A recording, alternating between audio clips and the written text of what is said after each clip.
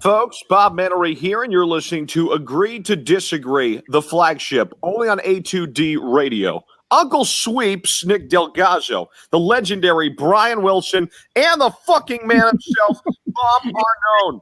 These three guys from Jersey bringing you real talk with no agenda. You don't like them? Tough shit. It's their show, and they're going to say whatever the hell they goddamn want.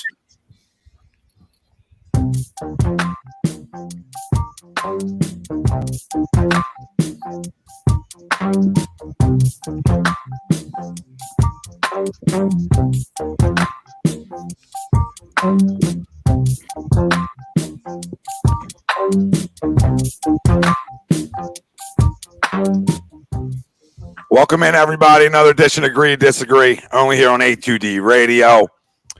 Every Sunday, we're brought to you by our doc, make him yours, Dr. Paul Vidal, Specialized Physical Therapy, LLC, Burlington, Cherry Hill, Princeton locations. Find them on the web, specializedphysicaltherapy.com. Tom Arnone, Nick DelGozzo, Greg Milakovic. No Brian Wilson tonight. Got dinner plans again. Nobody eats more dinner than Brian Wilson. So, not with us tonight, but, he wanted us to let you know, Jim Schwartz needs to go and Zach Ertz needs to go. That was right from Brian Wilson's mouth. So Willie Vegas gave out two Willie Vegases right there. Jimmy and Ertz gave them out.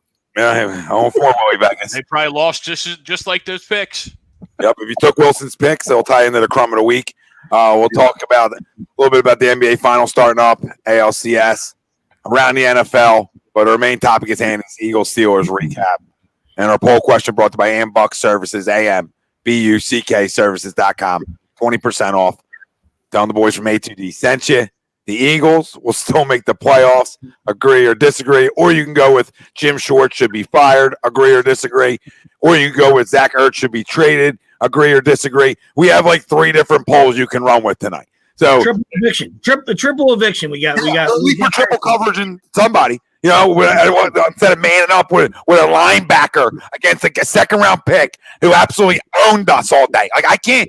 I'm almost immune to it now. I was saying the Atlanta after the loss, usually I'd be really bothered. You know what I said?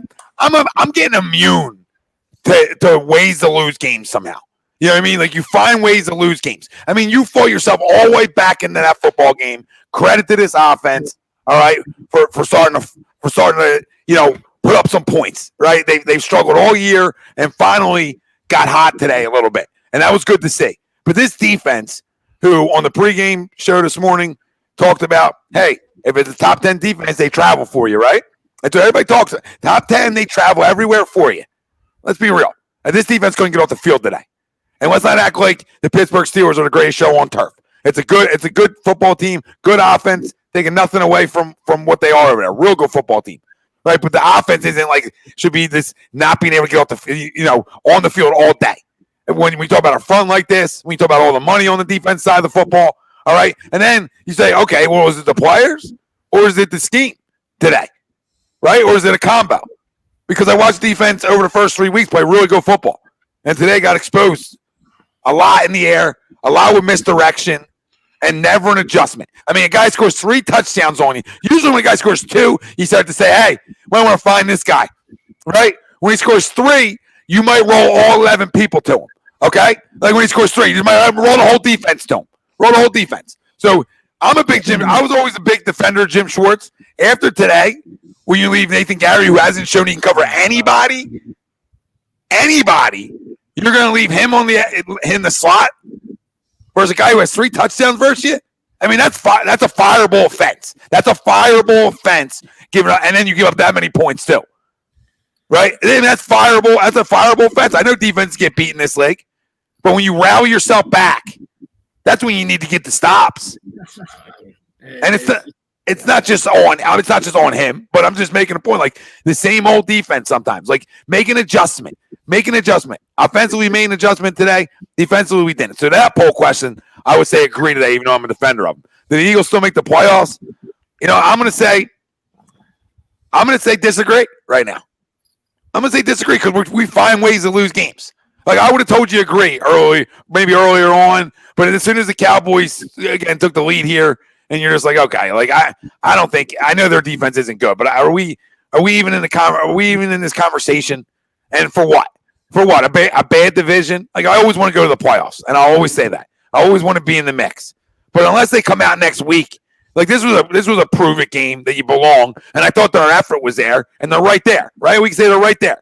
I could use my kicker to make a 57-yarder, though, because I watch guys make 55 all day. All day, guys are bam, bam, bam, bam, bam, bam, bam, bam, for 50+. Like, I know it's not easy, but come on. You're getting paid a lot of money for that kick. You know what I mean? In terms of the season. You get paid a lot of money for them kind of big kicks. And the guy's getting a lot of money. So, I mean, I'm not saying it's an easy kick. I just need you to make that, though, when we rally all the way back, too, if we're just pointing the blame. But right now, I say disagree. Unless they come out next week and they beat Baltimore somehow, then I'll start buying into them being a playoff team. But until like they really make a statement win here, and you're I'm not gonna say you're running out of time, but you're running out of time. Until they start making a statement win, I mean, it's hard to buy in to everything we've seen over 5 games because it's been different ways to lose or tie. And when you thought you put a great offensive day together for the most part and start clicking a little bit, of course, then you're burned by your defense. Well, usually when that kind of stuff goes on in the season, you're not going to win many football games. So that consistency, both sides needs to get there and get there quick, and needs to start next week. But the Eagles will still make the playoffs. Agree or disagree? Right now, I'm going to say disagree, and that can change within a week. But right now, I've been a big agree on this the whole year so far. But right now, I'm going to go to the other side of it, just because what I watched today was another way to find a way to lose a game, and you can't just. You got to go both sides. You need both sides clicking. You come off a really good Sunday night win. I need you to go get this one. It's not like you're in a hostile environment. There's 5,000 people there. You know what I mean? Like, you come on. You know, so it's not like I can even give like pals waving. Yeah, so it's just, and guys disappear today. Zach Ertz like he doesn't want to be here. I mean, there's a lot of problems. I mean, my tight end looks like he doesn't want to be here. What about money? Doesn't look like he even wants to show up today. Okay, he could be gone too. The best time right now. See ya. Okay, I'm tired of guys just being soft. And he looked like he wanted no parts of being there today.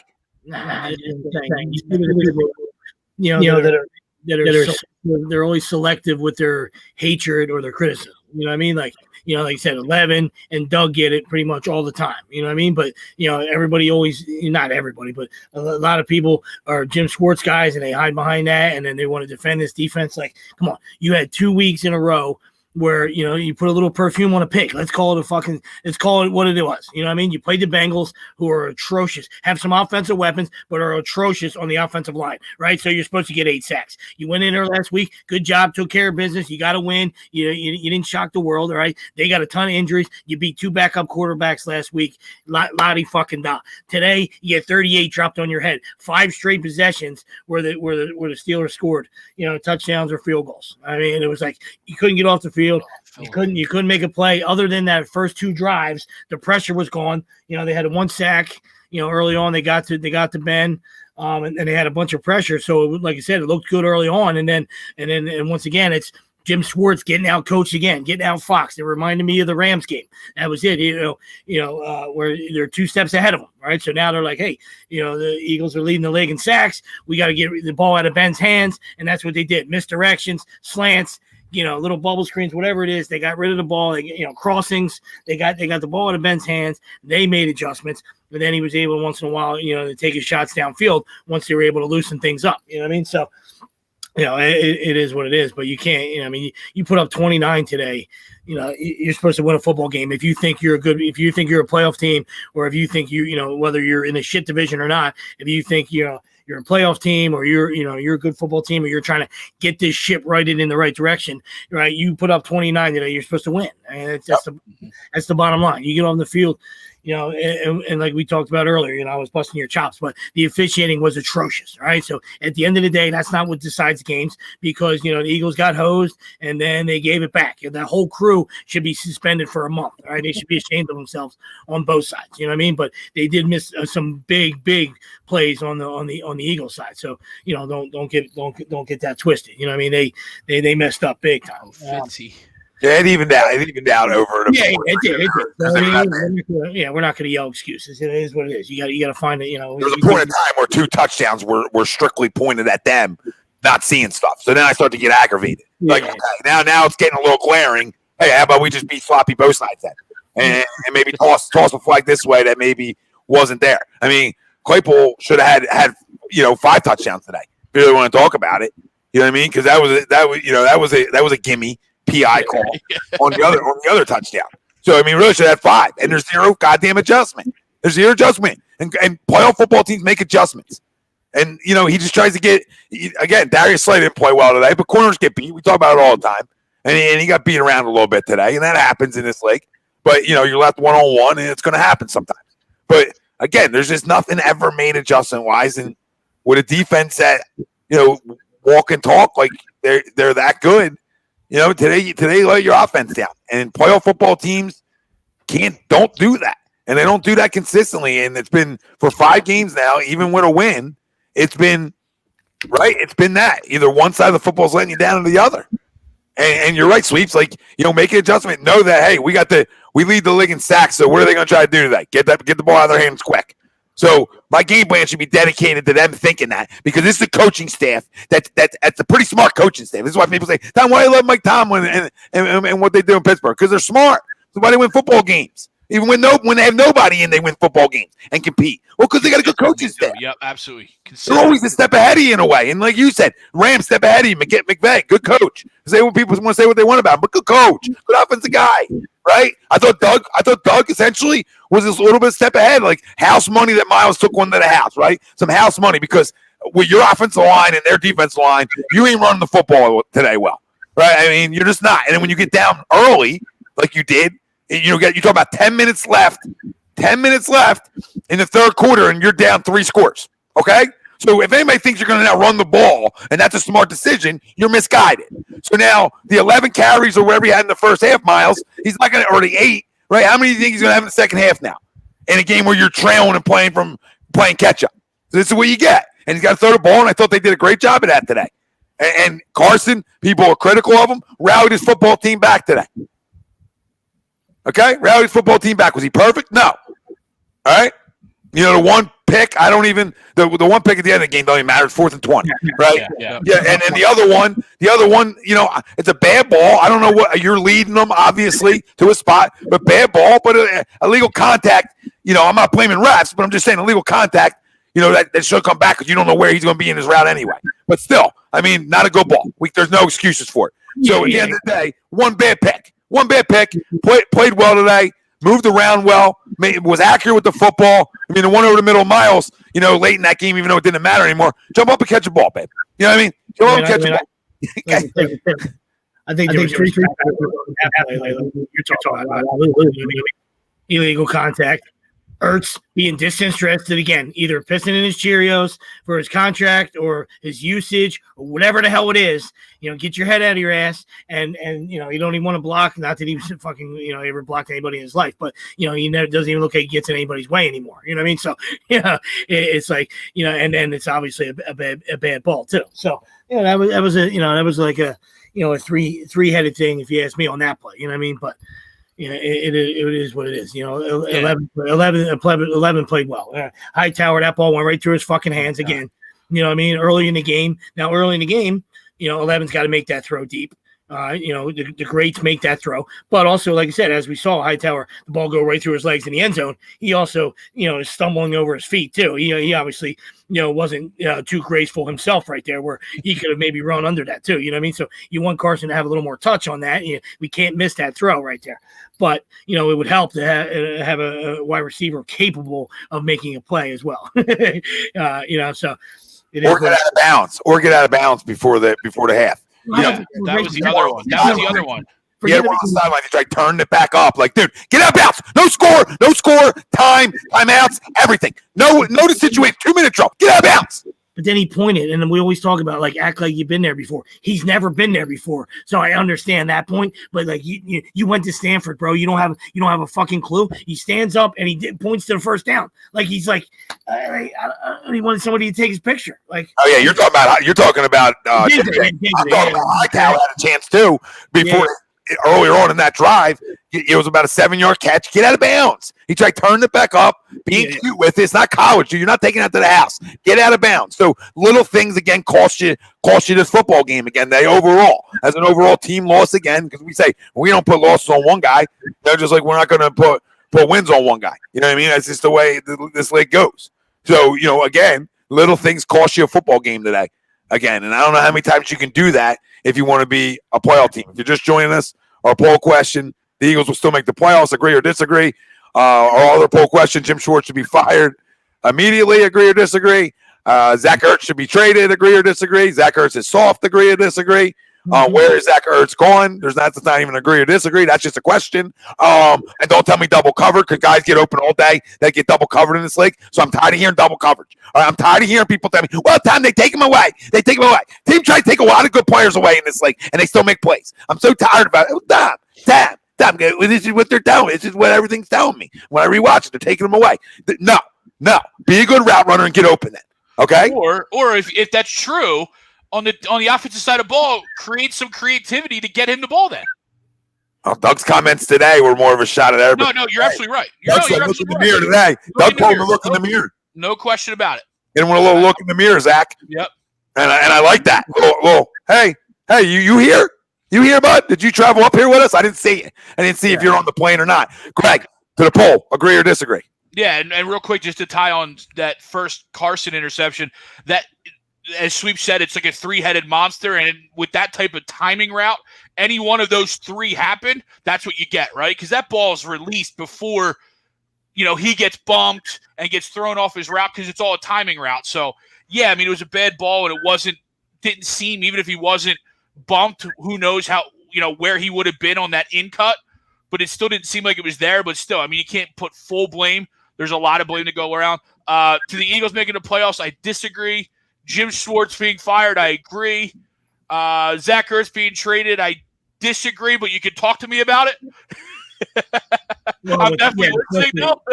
I'm just not going to give him away. Like, I need I'm not running him out of town.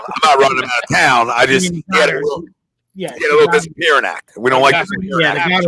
The Goddard injury is a killer for that, for that idea.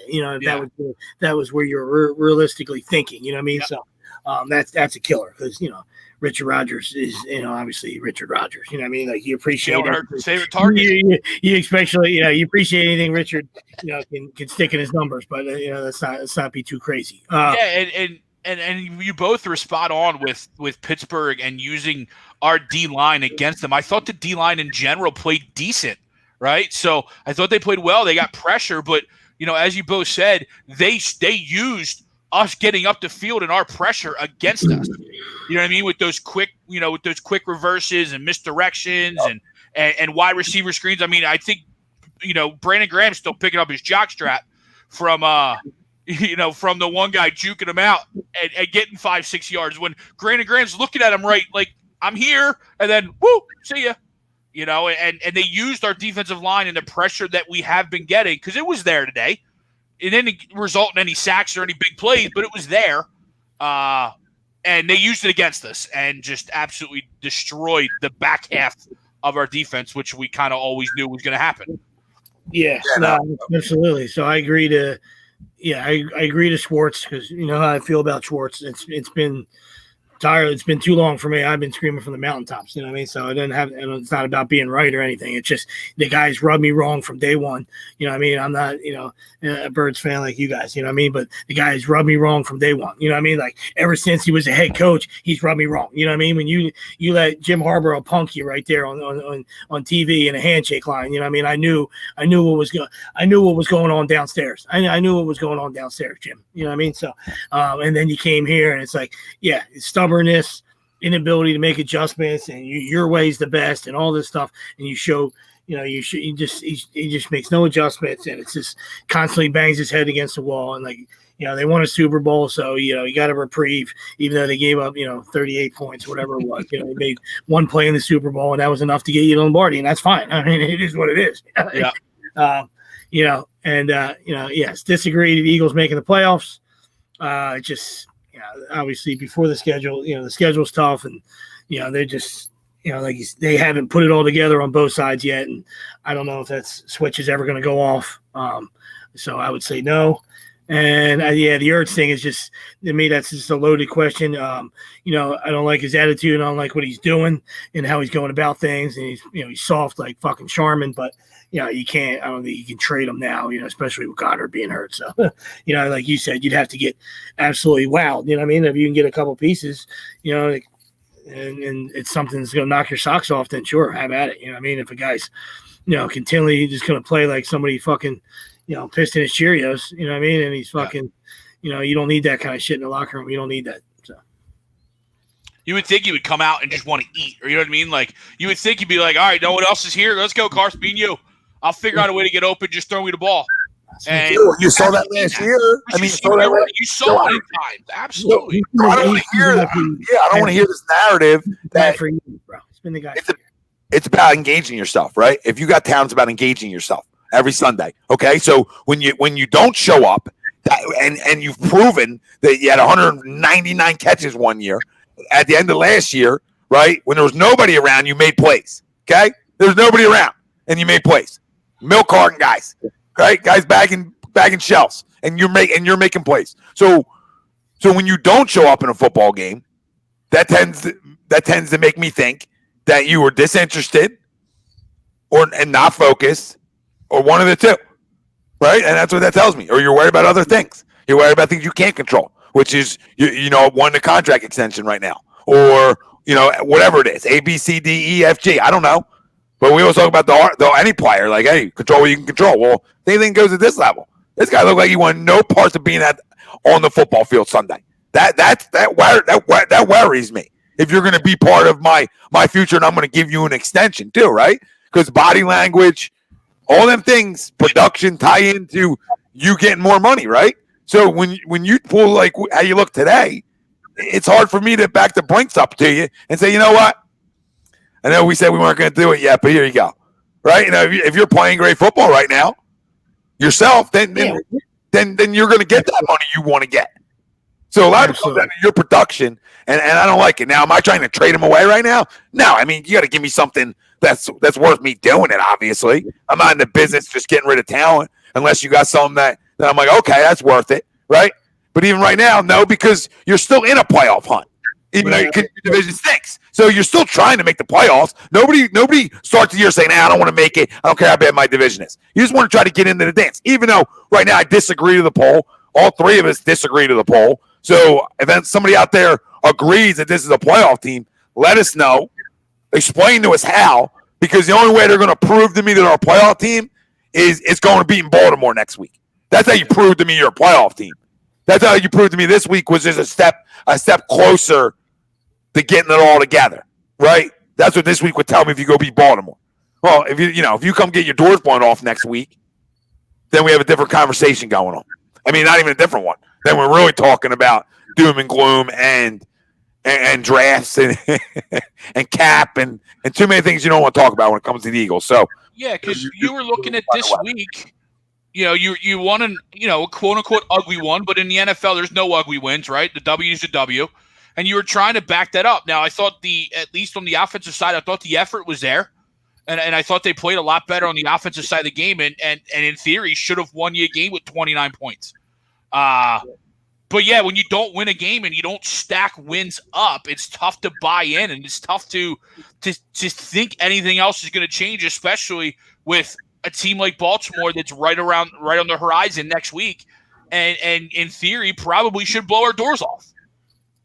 Yeah, we should, but we're going to stop in the run. Right. Maybe we can be good at stopping a gadget next week. You know what I mean? Maybe that plays our strength defensively. And so it could be one of them weeks where you're like, you know what, they're going to roll us, but because we are good at stopping the run, that's a week where we're like, well, we somehow beat them, right? I mean, that would be the NFL. That would be the Eagles, because every time they make me immune to losses, they pull me back in. Bring you right back in. Yeah, this is what they'll do. Next week, I almost want to book it up. But with the way the defense played today, it's hard to book anything. But with Gadget talk coming, I would love to say, oh, you know what, we're going to smack him around Sunday. But I say that, and then he'll go for 200 on the ground, 250 in the air, and then we're really talking about, hey, Jim Shorts, time to get out of the NovaCare, baby. Pack your bags. all the problems you had, like I said, all the problems that you have, you know what I mean? Like you just, you get that Redskins game, you get the Bengals game, and you're sitting at 3-2, you know what I mean? And then you got some optimism and you're saying, okay, we banged up. And, at this point, after 5 games, we're 3-2, you know what I mean? In the National Football League, you would take that. Absolutely. You'll take that. Yeah. You know what I mean? But when you're 1-3-1, it's like, and you play terrible. There's like, if you're 1-3-1 and you played well and you just ran into some buzzard luck and some stuff like that, then you understand. But when you're 1-3-1 and you play terrible, then it is what it is. You know what I mean? So just real quick, to Tommy's point about Ertz, like I just take it a step further in the sense, not even the physical, just the effort. Right? The effort is horseshit and it's cowardly. You know what I mean? And it started at your press conference 2 weeks ago when you were a ghost that game and you didn't show up for your presser, like as required from pro athletes. Right. Even if at least even if you do a Marshawn Lynch, I'm here so I don't get fined. You know what I mean? You don't just not show up. You know what I mean? So it started a couple weeks ago, and obviously now it's trickling on to the field. You know what I mean? So the off the field stuff is now rearing its head on the field. You know what I mean? And like Tommy said, don't tell me about all these double teams, all this stuff. It's not happening. So you can look at tape all you want. It's not happening as much as people think. All right. And if you want to be elite and you want to be paid as a great player at your position, right, then you'll find ways around that. You know what I mean? Like, and we talk about all the time. Aaron Donald gets doubled. Warren Sapp got doubled. The greats have got doubled their whole careers. You don't think the greatest wide receivers in the history of the NFL have got doubled? Yeah. Come on, and I understand. Like you're talking about tight ends and wide receivers, but still, come on. You don't think Gronk got doubled over the years? And, come on, dude. It's silly talk. Like the only defensive coaches are only taking away Ertz. That's it. Nobody else in the league can get taken away. There's anybody who plays the Eagles are like, hey, let's take away Ertz. Now I'm not saying that's not the game plan, but it's they're really really successful at it. Then. It's listen. Everybody tries to take everybody away, and then guys make plays, and that's the difference. So I mean, it's not like we're going up against the greatest defenses of all time, and they're doubling them and not giving them any opportunity to catch the ball. It comes down to him wanting to be there. So it doesn't look like he wants to be there. Yeah. What are people talking about in the chat? Who won a Super Bowl? When he said he won a Super Bowl, I don't know what they're talking about in here. Everybody's all over the place, firing at each other. Williams says, despite the loss, we played great against Pittsburgh. We had them and their second best D in the league. So I see a 4-game win streak. Wow. You took that out of that? I'd love to have that. I love that. I love that. That's what you took out of that is a 4-game win streak. I mean, who you got? You got Baltimore, Giants, Cowboys, Giants. Yep. Cowboys bye, then Giants. Yeah. Yeah. So that's tough. What's up, Todd? What's up, Don? See you guys chiming in. Yep, what's up? Bobby Eagles, I'll take a fucking kicker for Ertz at this point. Jake makes that we win the game. Change my mind. I don't think I need to change your mind because now you have the lead. So now you fought all the way back and you have the lead. I'll buy into that. I'll buy into like, okay, you're probably going to win that game, or you should, right? Or they go down and kick their own field goal, right? But you should. You're right. You should win that game. And the guy's paid a lot of money, and I know it's not an easy kick. He needs to make a 57-yarder. Okay, he showed you he has a leg for it, so now I need you to bury it. Okay, Gano's making 55ers. I know it's in Dallas, inside, whoop-de-doo. Okay, it's not freezing cold out. It's not freezing cold out yet. I need you to hit that kick. If that kick's in the first quarter, it's a different conversation, right? But the moment of that kick, I need it to be made. No, and then that was the right call. I see a lot, I heard a lot of people, should we have gone for it? Of course, because you missed it. No, it was the right call. You're going for the lead. You kick that field goal. I think you go for it, you don't get it. Is drastically different than going and trying to take a lead in the game and just missing the kick. It's not like he came up short, right? It's not like it was 64 yards and he came up short, right? It's like you said, he had the leg, he just pushed it a little bit right. Yeah, that's the life of a coach. I mean, we all know that, as being coaches ourselves, obviously not at the professional level, but the life of a coach, damned if you do, damned if you don't. You know what I mean? So as long as you don't punt there, then people shouldn't really kill you because, like you said, you go for it, they're going to roast you, right? You kick it and missed it, you got your people that are going to roast you. You know what I mean? So as long as you didn't punt it and play for the tie, you know what I mean? Like we're just going to say, hey, like to have that kick there, Jake. Love to have you. Love to have you to have that kick. You know what I mean?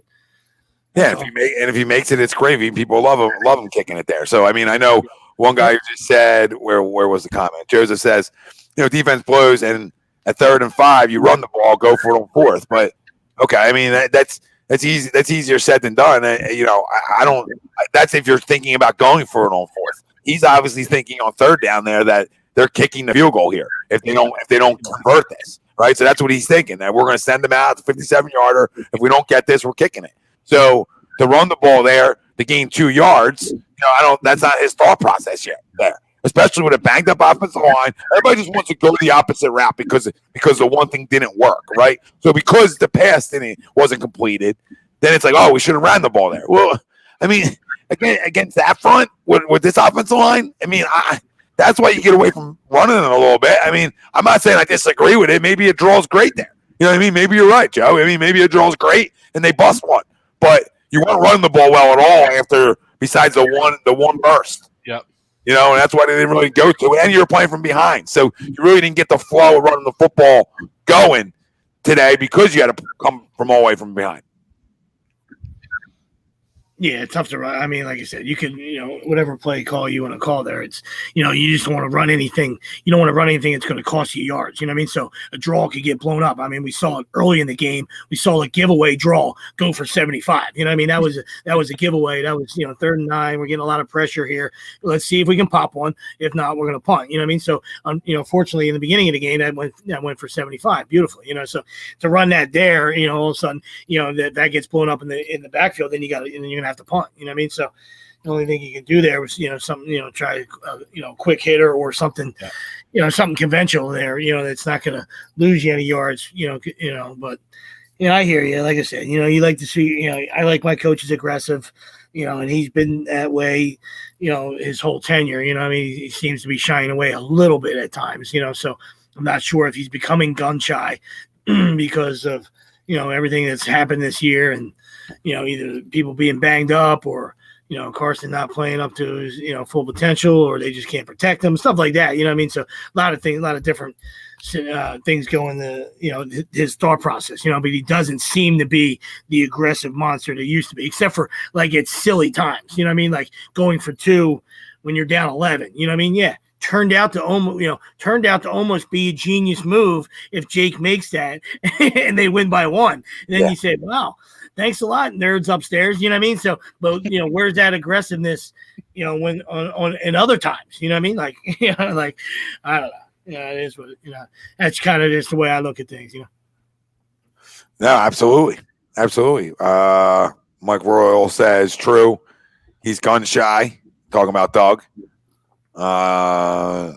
Bobby Eagle says only takeaway I got, Miles actually showed up for the season. I'm hoping Doug can get this while Train turned around. I don't know. You might want to write that one again. Is that me? I don't know. Maybe this whole Train. It says definitely says wild Train. Yeah, I don't know. You guys are killing me reading the comments here. In quotes too, like Wile E. Coyote. Wile E. Coyote. I don't know what's going on. I mean, it's unbelievable. Poor Grammar's killing me reading off comments tonight. I mean, you guys back down, backup quarterback getting shooted up. Oh my God, he broke it. Oh my God, he broke Did it. He?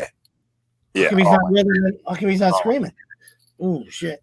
Oh yeah. So real quick, I mean, people are going to be ridiculous about this. Nobody wants to see that, right? Nobody wants to see that, regardless of what team you're a fan of. Oh, yeah, they have a good call time. The cart's out already.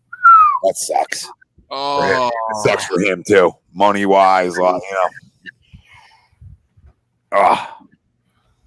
man, that's tough. The way he was sitting up, Tom, I was like, maybe it didn't stick in the ground, Tom. Obviously you saw it. That's not. But like the way he was sitting up, you figure that's one of those, you're just rolling around, withering, you know what I mean? But probably just in shock, it's just going to be facing the other way, Yeah. It's a tough one to say. But can I go back to the poll again? By the way, my excitement, I didn't see that play before I saw I just thought maybe it was just a flash injury, right? He was out for a play. I obviously wasn't going to celebrate Dak breaking an ankle. No, of course not. I'm not celebrating anybody breaking ankles, even a hatred. Back to the poll, though. The Eagles will still make the playoffs. I was disagree earlier on after the injury. I'm agree. I'm sorry. There's no better time. There's no better time to bring that up. I mean, the Eagles will still make the playoffs. I was disagree. I thought Dallas was probably the better team. I am now retracting that and going agree. I agree. We will make the playoffs. I'm back, baby. I'm back. And I don't wish injury upon anybody. I'm just back. The Red Rocket lives. Or Dalton slings it. One of the two. But that does suck. That does suck for him, man, because you're talking about a guy who, was about to get himself paid too, and then you get that one. It's rough. Oh, they still didn't. That's right. They didn't pay him yet. Wow. And it's why I guess quarterbacks especially are so wanting to get that money. You know what I mean? Because a play like that, it was just a freak injury. No, it really was. He's just running. But I mean, listen. I mean, let's be real again. I mean, this division was wide open anyway because nobody's any good. But it just got even wider, right? I mean, for everybody. If you're sitting there watching, if you're a Washington fan and you're sitting at home like, we got a shot. I mean, even a Giant fan right now watching, you're like, oh my God, we win this game. We're in it. Like they've been bad for a little bit now, so they would love to be in it. You know what I mean? Like Washington and Giants fans right now are this is the longest they've been in a season. Washington for a long time. You know what I mean? For the Giants, a couple years, this is the longest they've been in a season for. Usually they're 0-4 and they're done. They're dead. They've been in this season even at 0-4. But this is terrible for Dak Prescott. Really is. But this division just got wide open. If you're an Eagles fan or a fan of any team, you don't want to see injuries at all. Freaking that. You don't want to see injuries at all to any player, and that's a terrible one for a guy who is a good dude. A good dude. You know what I mean? And it's terrible. But in terms of the division, wide the hell open now. and it was before. Yeah, well, that's the most weapons that the Red Rockets ever had. So, we will see. Obviously, he's no Dak. That's don't get me wrong. Like you said, whenever you're holding the clipboard, there's always a, there's a guy's a starter for a reason. You know what I mean? And he's a. It is what it is. I'm just saying, like they're, for them, they're in better shape than they've probably been in years past. You know what I mean? Like he's a guy. Say what you want about him. He's a guy that's played. He's been in the league for a while, and on a really bad Bengals team. So be curious to see how he, how the Red Rocket, handles this. Well, like a vet. You know what I mean? I'm sure he'll come out and spin it. Yeah, vet who can spin it. Plenty of weapons. Philly fans know about rallying around a backup, so we will see. Jesus. Anthony Ada says LeBlanc's tackling was terrible. He couldn't tackle an air dummy. No, he played really bad today. Frenchie played bad. He didn't. Add Omar Epps to that too. Yeah, he's 22. On that second Claypool touchdown, he literally slid down his legs. Well, he's 22, right? Yep, Omar Epps. Yeah, he's 22, right? Yeah, you got to make that tackle. You got to make the tackle in the national. You want to play in the National Football League, you got to make that tackle. You know what I mean? Like, it's a big gainer, but it doesn't go to the house if you make a tackle. You know what I mean? We've talked about it being a lost art for a while now, where guys are just, not necessarily that was his thought pattern, but, everybody around the league is trying to blow guys up instead of, wrapping up and being fundamentally sound. You know what I mean? And, I'm not saying that was the case. Like you said, he just absolutely whiffed on him. You know what I mean? But it's a tackle that has to be made. All right, if you want to be a good defense and you want to hold teams to, field goal there or whatever, you know what I mean? Bend, don't break. You know what I mean? You got as much as tackle. As much as you want to roast like Jalen example for having Claypool so wide open, it was a slant. You know what I mean? Like guys get open on slants all the time. Like it's not on necessarily Jalen.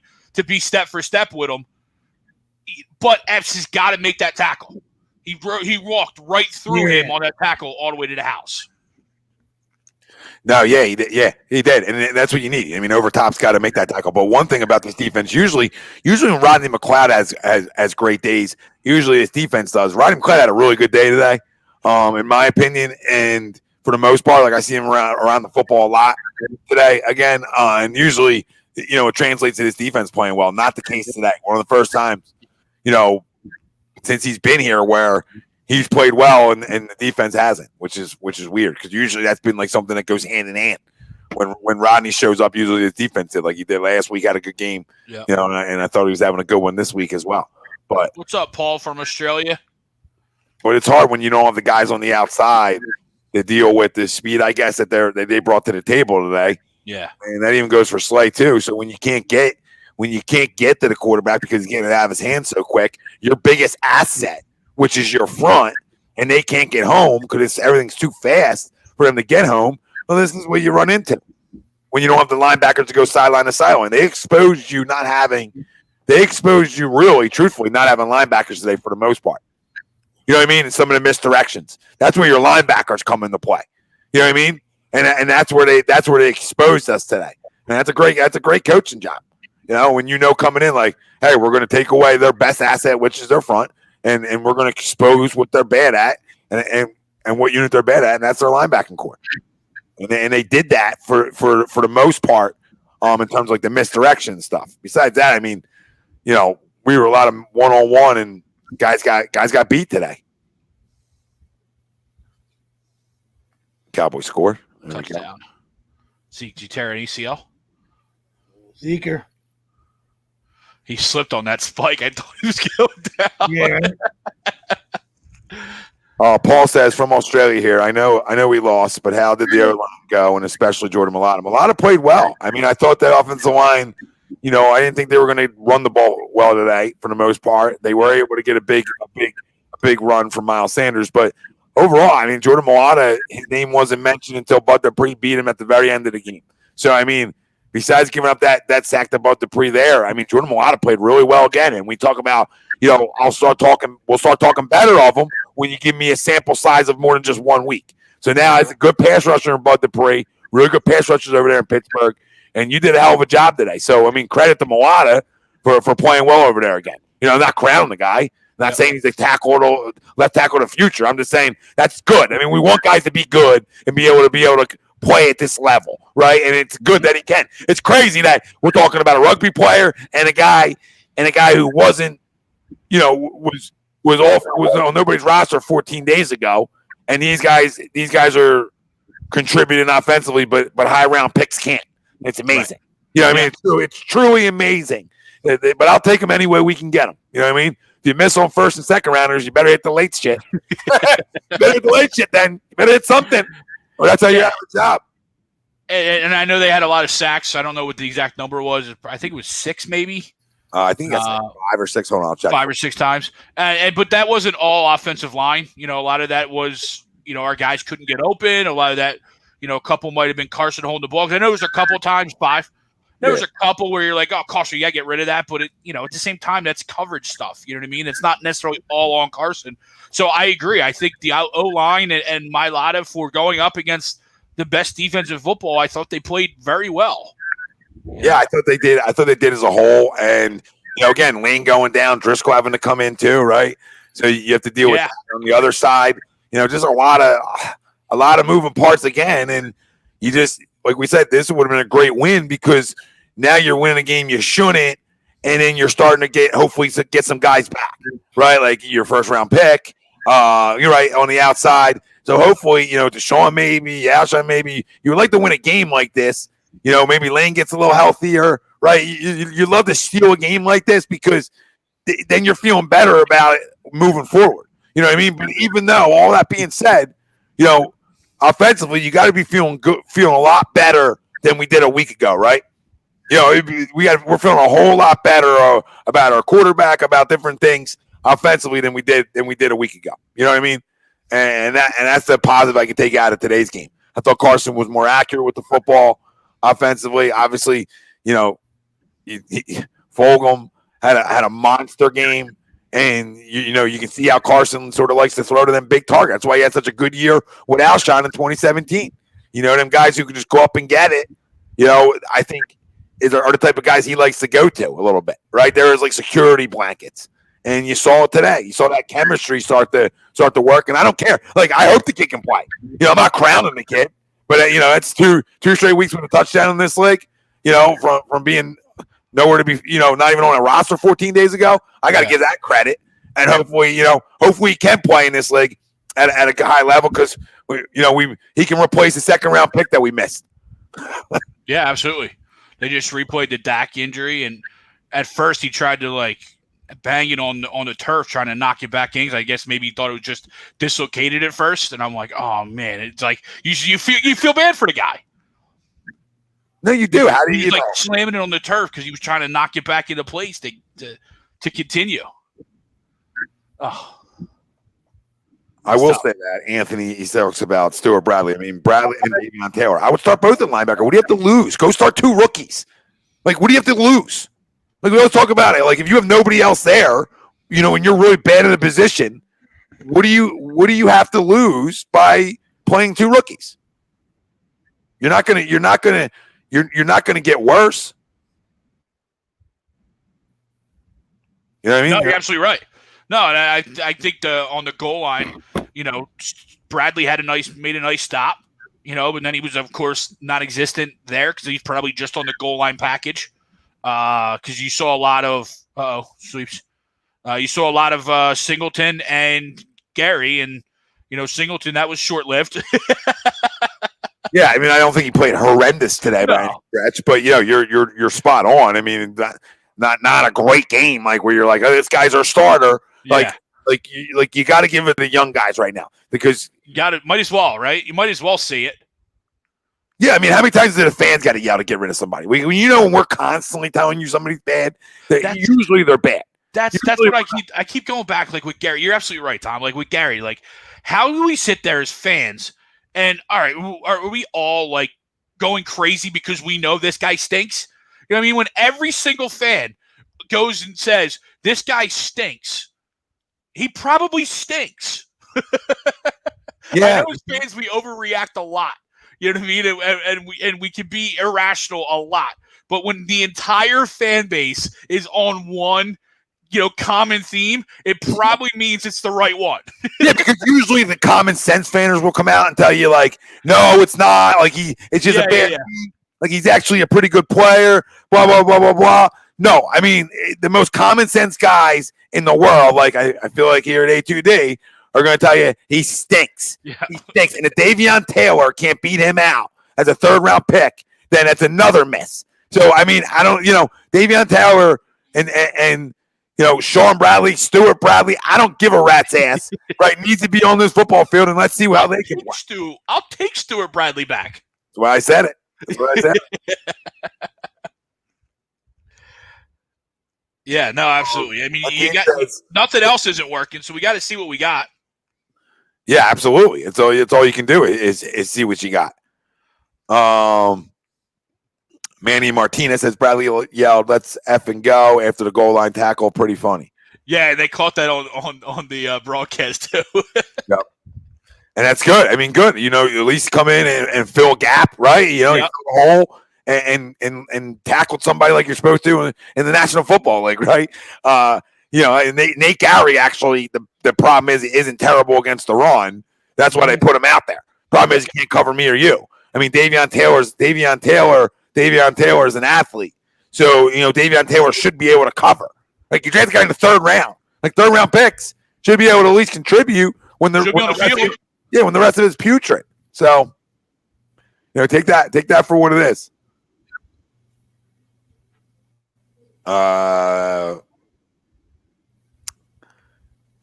Jay Lass, Nate is a pinch backup, not a starting linebacker in this league, and especially in this defense. Well, yeah, I mean, he's not even a fringe starter in this league. No, he's a special teams guy, and that's it.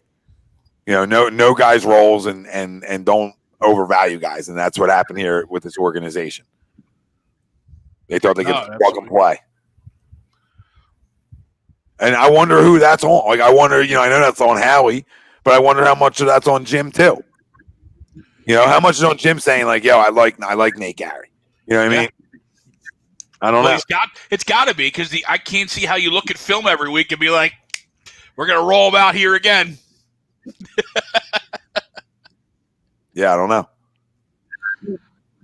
Yeah, no, absolutely, dude. That's like they got a bunch of like special teams linebackers. It's crazy.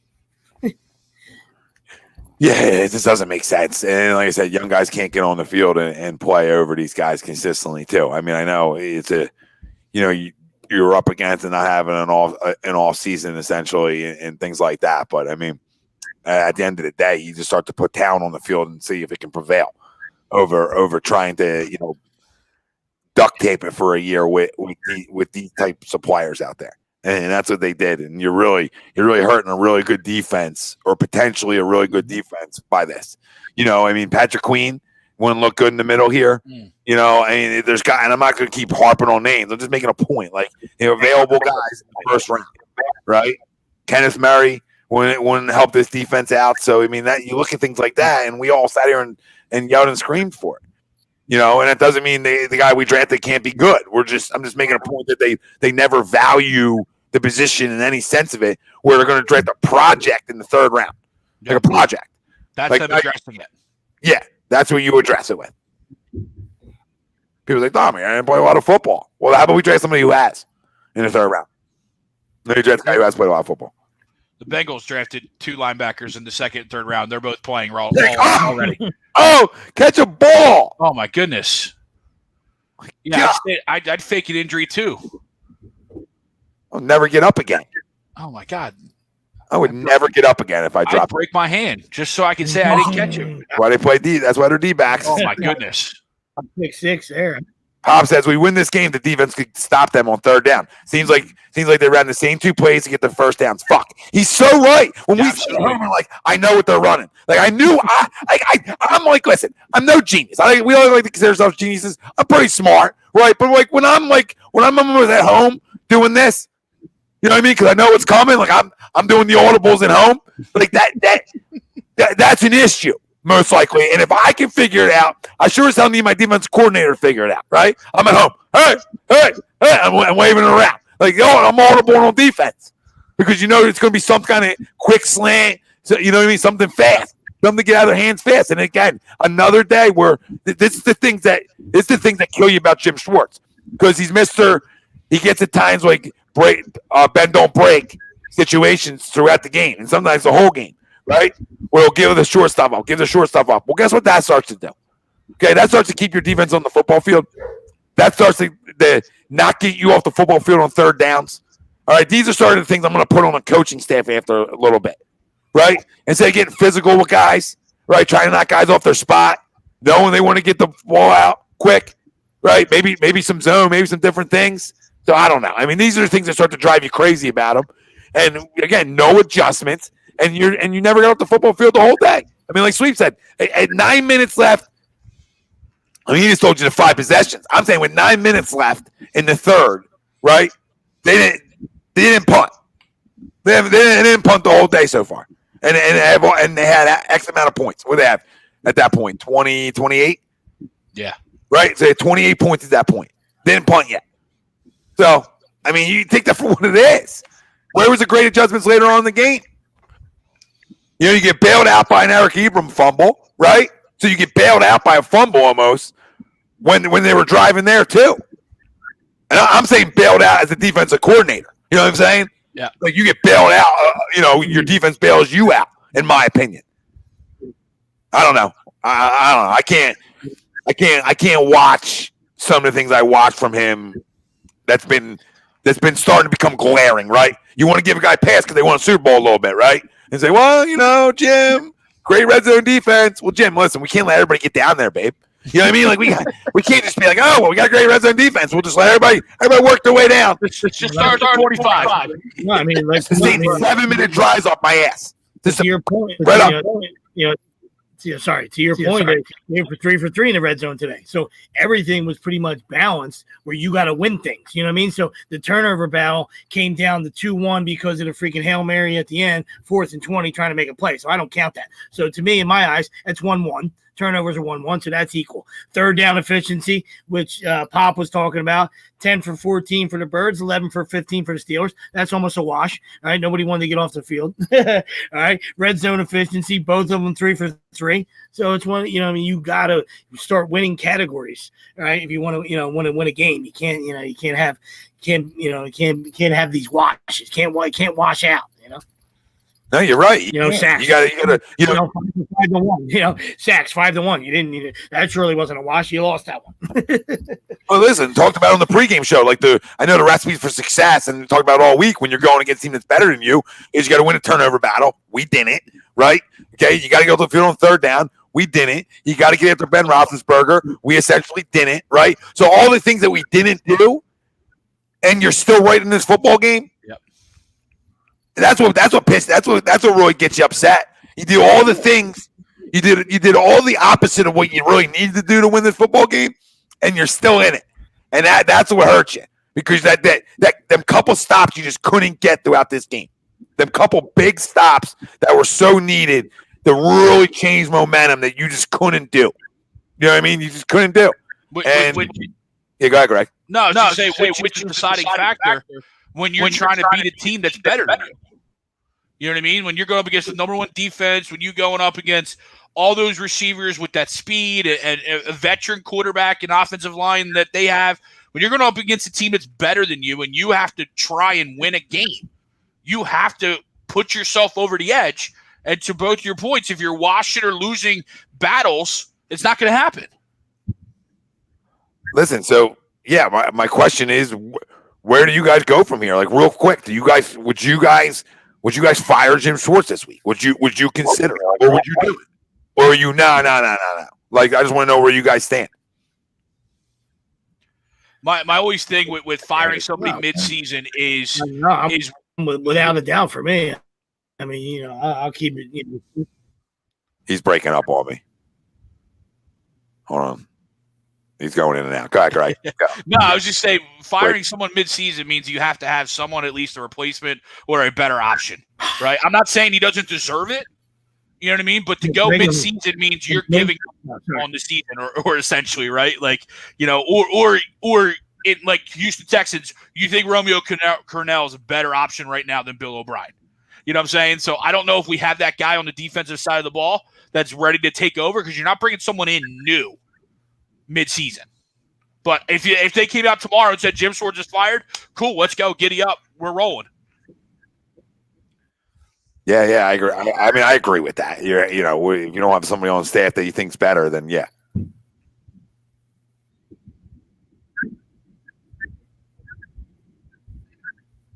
I don't hear him. Yeah. No, I know what you're saying. He's going in and out though. Yeah, totally valid. And like you said, if you're 3-2, you that's something you worry about. And that's you're giving up on it, and I get that. The 1-3-1. Yeah, I know. I'm losing my mind. I'm really gonna throw that. Yeah, he's going in internet gate. Stay off the ledge, Sweeps. You're good. You're good. Ryan says, fire Jim, trade Ertz, sign Fulgham, do it for 10 years. Yeah, I'll leave the last one out, though. I agree with you. On the first two. Can we go 10 games first? Can we see what it looks like after 10 games? Yeah, let's give it some more. Give it some more time before we run them. Before we're signing him to a 10-year deal. Joseph says Lamb, Jefferson, Judy, Ruggs, literally every wide receiver other than Reagor and J-Jaw look good, or at least playing. Yep. And that is what it is. And Mike Rule says, tell the hamster to run faster. Where are we at? Okay, fine. 3-year deal, Ryan says. Yeah, well, let's give him. Let's give him some more. Let's give him some more time. And he played well for 2 weeks. Obviously a big touchdown last week. But let's see how he finishes this one off. See how he finishes off this season before we crown. You know what I mean? Before we crown, another big test next week, obviously for him. So we'll see where he. And that's the one that's going to be interesting, right? Obviously, you're going to get up against the Ravens and the defense that they have, but now you actually have, film on tape. Yeah. For a defense to watch, right? I really don't think Pittsburgh was worried about a guy with 2 catches, and even though he did catch the game-winning touchdown, I just don't think they were really worried about him. Because at the end of the game, when they did, they threw Joe Hayden on him, and he stopped him on that big 3rd down pass that we were looking to convert. We'll see what he does. I hope he turns out, but we'll see what he does this week, coming up against the Ravens, where he's going to be teamed up against one of their 3 really good cornerbacks with a week's worth of a defense saying, all right, we got to stop this guy now. And let's see how he adjusts then. Yeah. Can you hear me? Yeah, we got you. Nice. Yeah, I mean, you don't expect him to go for 10 for 150. So, I mean, you're spot on. You're totally right. That's what separates you. That's what shows you if you belong in this league, if you can be consistent. You know what I mean? So we see plenty of guys that don't do it week in and week out. You know what I mean? So we'll see if, we'll see. Absolutely. That's a good defense next week. So, you wouldn't expect that similar performance. They're going to need a lot of help next week, not just one guy, you know what I mean? But he obviously he showed up when he had to against the Niners. And then obviously today, the Steelers had no answer for him. You know what I mean? Yeah. So it's, you're happy to see it out of a young guy, and like you said, a guy from Old Dominion, unheralded, all this stuff, and J. Jaw's got 10 catches in 2 years, so, which actually caught him. I'm proud of him that he caught the ball back, on the one opportunity.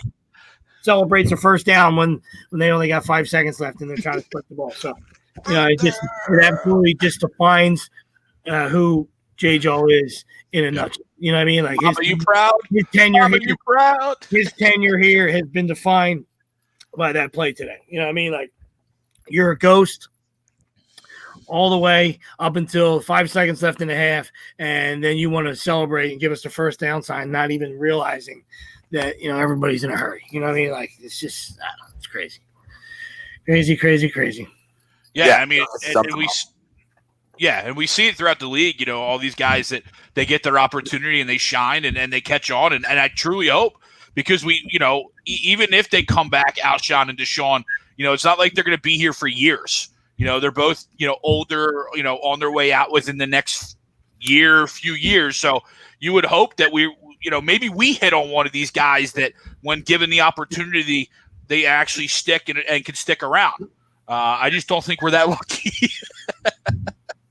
No, I hear you, man. I hear you. Like I said, some guys are built for the league too. So I mean, you don't want to go back. We talk about hindsight being 20/20 all the time. So there's no going back. You can't go back. Woulda, coulda, shouldas. They're great after the fact. You know what I mean? So yeah. Not saying you're saying that. I'm just saying, like, if you continue to let this draft just stick in your craw, you're never gonna. You're gonna stay stuck in the mud. You know what I mean? So this draft. It's time as a coaching staff and it's time as an organization to move on. They believe in what they did. We don't. All right. And really, in the end of the day, it's not about what we think, even though, fans are what drive it and all that. And, don't get me wrong, but, they believe that they're the smartest guys in the room and they got it right. And we'll see. You know what I mean? Like, we already talked about those 2 linebackers potentially having 10-year careers. 10-year all-pro careers. We'll see how that pans out, you know what I mean? And then the wide receiver class was deep, and more deep, So, and, so, the best ability is availability. So if you're not on the field, you can't show what you're going to do. You know what I mean? Your skills mean nothing. If you can't get on the field. So that's absolutely true. Why is it, people want to talk about the quarterback getting banged up in this city, but they don't want to talk about other guys who can't, we draft the guy in the first round. He's already banged up. I mean, that's not a good start. I mean, he's been banged up twice and it's his first NFL reps. I mean, that's not the way you want to come in and start it off. Now, do I do think there's a role for a guy like Jalen Reagor? in this offense? Obviously, absolutely. But it all started with having a big target outside. We were hoping that was going to be JJ. Obviously, it's not. Now, maybe a catch today and him actually catching a ball and being open that Carson threw to him. Maybe they'll start to maybe throw to him some more. Who knows? Because he's never really targeted either. It's like a combo. I don't think the quarterback trusts him. I don't think he's open, right? And I think there's a combo there, right? So a lot of it comes down to your quarterback trusting you to throw you the football too, right? So there's a lot of not trust there because of drop balls and different things throughout his small, his sample size here in 1 year and 5 games, right? You know what I mean? So your quarterback will start trusting if you get open, right? A practice squad guy got open, you know what I mean? And guess what? Boom. He caught the ball. Yeah, that's what I'm saying. So, it's a combo effect. Like, maybe you catch a ball. Nobody likes the antics after the catch. Get a clue. Have a feel for life. Have a feel for the game. But, at the end of the day, like, maybe for our sake as Eagles fans, maybe you can catch a couple more. It'd be nice for you to catch a couple balls and, show that you at least belong in the National Football League a little bit, right? At this point, nobody's going to ever expect you to live up to a second-round pick. You know what I mean? So now we just have to start wrapping our heads around this is who you are, but can you give us some production? Like, can you show up some games and give us 5 for 80 maybe once in a while? Like, that'd be glorious. Maybe since you're a big target, how about a touchdown or two? Like, but I really do think with a big target on the outside, if this kid Fulgham can play at not this level of 10 for 1, you know what I mean? I'm just talking about like, hey, next week 8 for 75 maybe, and just continue to be that big target he can trust. Yep. I think it's going to make this offense a lot more dangerous, especially when you get a guy like Rager back, or I hate saying this, or Deshaun back, even though I don't think he's ever going to be. You know what I mean? Though, if you get some more speed out here, I think it could be something that you have some makings of an offense that could be competitive to where we need it to be if we want to. If we want to win this division or whatever we want to do. You know what I mean? Whatever we want to do. I'm just saying, like, it'd be nice if the kid can play. You know what I mean? That's all. It'd be nice for sure. I don't care how you find them. You know what I mean? You don't got to nail. If you don't nail first and second round and third round picks, then guess what? You got to start nailing then. You got to start being smarter than everybody in the room when it comes to this shit, right? Rock fumbled.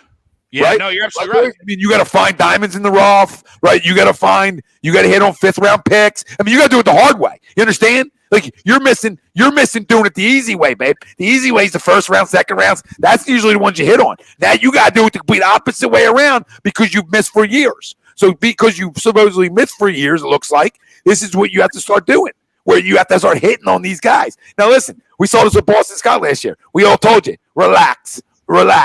Everybody thought, oh, he should be on the roster. He stinks. Okay? Stinks. Not good enough. Shouldn't be on anybody's roster. All right? All them little catches last year, that's all cute. All right? Now he's on tape, and now he can't do shit. All right? So I'm done with that whole experiment too. Right? So the list goes on of crowning too early. But what I did see is that physicality, the catch radius talk, that stuff translates. If you can, if you go up and get footballs like he's done for 2 weeks in a row, I mean, that touchdown pass wasn't an easy catch either. So, you know what I mean? You're talking about catching balls, right? I mean, and getting open, running the right type of routes, coming back for the football, going up for the football. That's what good wide receivers do in this league. So I'll give him credit over 2 weeks. I mean, shit, you want to talk about coming and putting stamping some shit and say, I belong? You all messed up? I like the kind of swagger too. Because look, he's having fun doing it. And let's hope it can continue, because confidence is a big thing when you're at this level anyway. Like, you got here, you're there. So now you build a confidence. I mean, listen, we talk about it in sports all the time. If you have the ability plus the confidence, shit. I mean, good for you. Go get it, kid. You know what I mean? I hope you can play. Yeah, I mean, Jalen talked in the post game.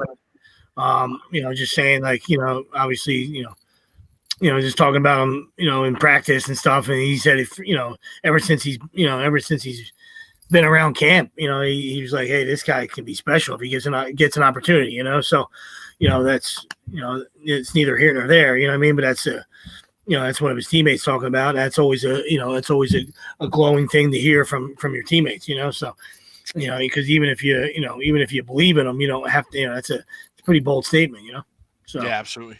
Yeah. And, like that shows you today that kind of skill set is, I believe, what your quarterback likes too, and what your quarterback trusts, and we all talked about it. That's why I was begging, I know people laughed at me, but that's why I was almost begging for Alshon. And I know it's funny. I know it's easily laughable because the guys have been on the field. Liz Frank injuries are tough to come back from anyway. You're older anyway. I mean, Liz Frank sort of ended Dawkins' career. It's ended guys that are older careers essentially for the most part. Yeah, now it's 2020 and he's coming back sooner than expected per se. But at the end of the day, the reason I wanted him back is because Carson trusts that. He trusts being able to throw it up and you're going to go get it, right? He did that. He throws a lot of balls up for Ertz, and Ertz like almost alligator arms him in a way, right? Like he tries to like make him go up for footballs, right? He's high on a lot of stuff because part of it, I believe, is being 6'5" a little bit, and that throw is actually easier for you. You know what I mean? Letting the ball stay up than having to drive everything down. It's probably easier when you're a bigger guy, I would assume. That's more on your level of playing field of making that throw. So you sort of need some big bodies on the outside. That doesn't mean you don't want burners. So I think that all they needed was that one guy, whoever it's going to be this year. If it's Fulgham, if it ends up being Alshon when he comes back, or a combo, I don't care. Of guys that he trusts that can go up and get footballs. This offense should be able to move the football enough that if your defense can get it right, you should be in a lot of football games. I'm not saying you're going to win a lot of football games. I'm just saying you should have more of today where you're in a game, at least. Yeah, and how many times over the last handful of years, have we talked about drops? You know what I mean? Carson Wentz leads the league in drops. So now we finally get a couple guys, Greg Ward, Travis Fulgham, who can actually catch the football and don't put it on the turf. Now, we still have to get everybody else to, but then that means that Carson's going to trust them and throw those balls where, hey, we might not throw that ball to JJ because we don't know he's going to catch it, right? And you're right. It's Giants score. I think Giants scored. Yep. Let's go. We haven't found that guy that Carson's been able to, to your point, Tom, with injuries to Alshon and Deshaun, that he knows he can trust.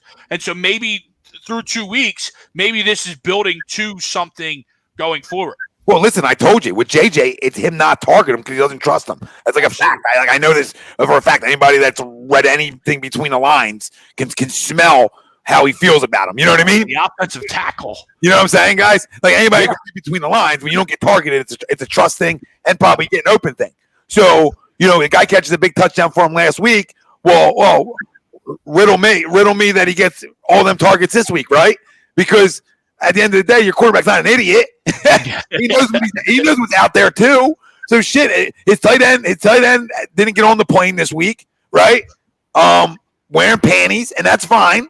And a guy that came to play started catching balls, and he kept going back to him. And he did that with Greg Wood last year too, where it's like, okay, this is the only guy who's going to catch balls for me outside of Ertz. Well, guess what? You're going to get the football, right? That's why I said hopefully JJ just catching a ball, even though everything after that's ridiculous. Hopefully just catching a ball. Can you just be here? Just be here a little bit? I mean, my God. So whatever. I don't want to keep talking about him or any of them because you just got to go. Like Sweet said, you got to go to work with what you have. But real quick, does this Dak injury? We all disagreed early on to the poll, and then circle back, and then we'll get into Major League Baseball's getting underway, NBA Finals, and we'll touch on them before they start, obviously. But the poll of the Eagles will still make the playoffs. Agree or disagree? Now that Dak is out for the year, does that change for you guys? You know what I mean? Because just making the postseason was just based on winning in your division anyway. Yeah. To an agree, or do you guys still disagree? Man, it's so bad, right? It's so bad. It's tough. I mean, I don't want to backtrack. I mean, obviously that's a monumental, it's a monster injury for them. No, I mean, rightfully so. I hear you. You can still win the division 6-9-1, which is absolutely disgraceful. But I could see it happening. I really can see it happen. And going down is the all-time worst division in football. Because if the Red Rocket doesn't rally them here, they're 1-4. Giants 1-4. Eagles 1-3-1, and the Redskins are now down to poor Alex Smith, who got sacked 106 times today. Thank goodness he got up. What a tremendous story that was. I mean, I'm just glad he's able to walk home tonight. You know what I mean? So it might be single-handedly the worst division in the history of the NFL. We'd have to go back to it. I understand there's Seahawks in the NFC West that one year that somebody, people were under 500, whatever that was. Maybe it was a 7-9er that year. 7-9, like Seahawks, whatever that year was, you know what I mean? So, But like I said, if you're talking like a 5-11 or a 6-9-1 or something, I mean, this is crazy, absolutely insane. So yeah, it definitely changes things, but the Eagles still have to do things on their end, which they're not doing, what I mean? And the schedule doesn't get any easier. That's the thing, what I mean? So now, like you said, if you pull off a monster upset and you do, beat the Ravens, then you got some, then you got, the Cowboys with no Dak, and you got the Giants twice, but they are division games. So, and you see how that's going right now. So, I mean, who's to say that they can win all four of them before they get the Seahawks and the Saints and the Packers? They still got to get through them. You know what I mean? So, so it's just the schedule didn't do them any favors. You spit the hook back against the Redskins and the Bengals. If you're sitting at 3-2 right now, like I said, we talked about this is not a woulda, coulda, shoulda, sport. I get that, what I mean? But if you're sitting at 3-2 and you get in the Dak injury, now you got a chance at some separation. Even if you lose to the Ravens, you're 3-3. You got the three division games right in front of you where you can take care of business and really separate yourself from the Cowboys. And that not being the case when you're 1-3-1, you know what I mean? So even if you just win the Bengals game, you're feeling better. You know what I mean? You're like, okay, well, we still control our own destiny when it comes to the division. And even after tonight, we might still, which is absurd, which is absolutely freaking absurd. And then they got to reconsider, like, if a team's under 500, if they're allowed to make the playoffs after this year. Like, you know what I mean? And I'm an Eagle fan saying that. Like, you should reconsider it. They were saying ankle surgery for Dak. One thing about Pop said, Pop, what up, brother? I said, what's going on, Doug? Not give the ball to Sanders.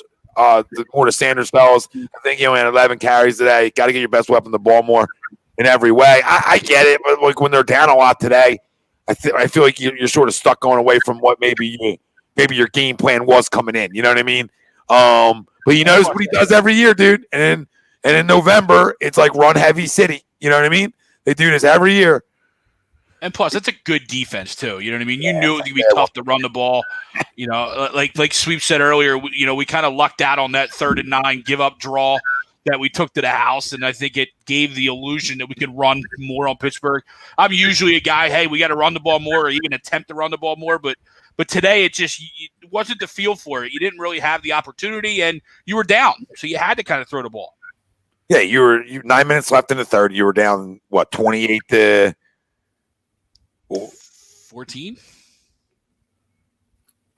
No, you were down 30. Were you down 31-14? Down 17 at one point. 17. Yeah, 17. 31-14. 31-14 with 9 to go in the third.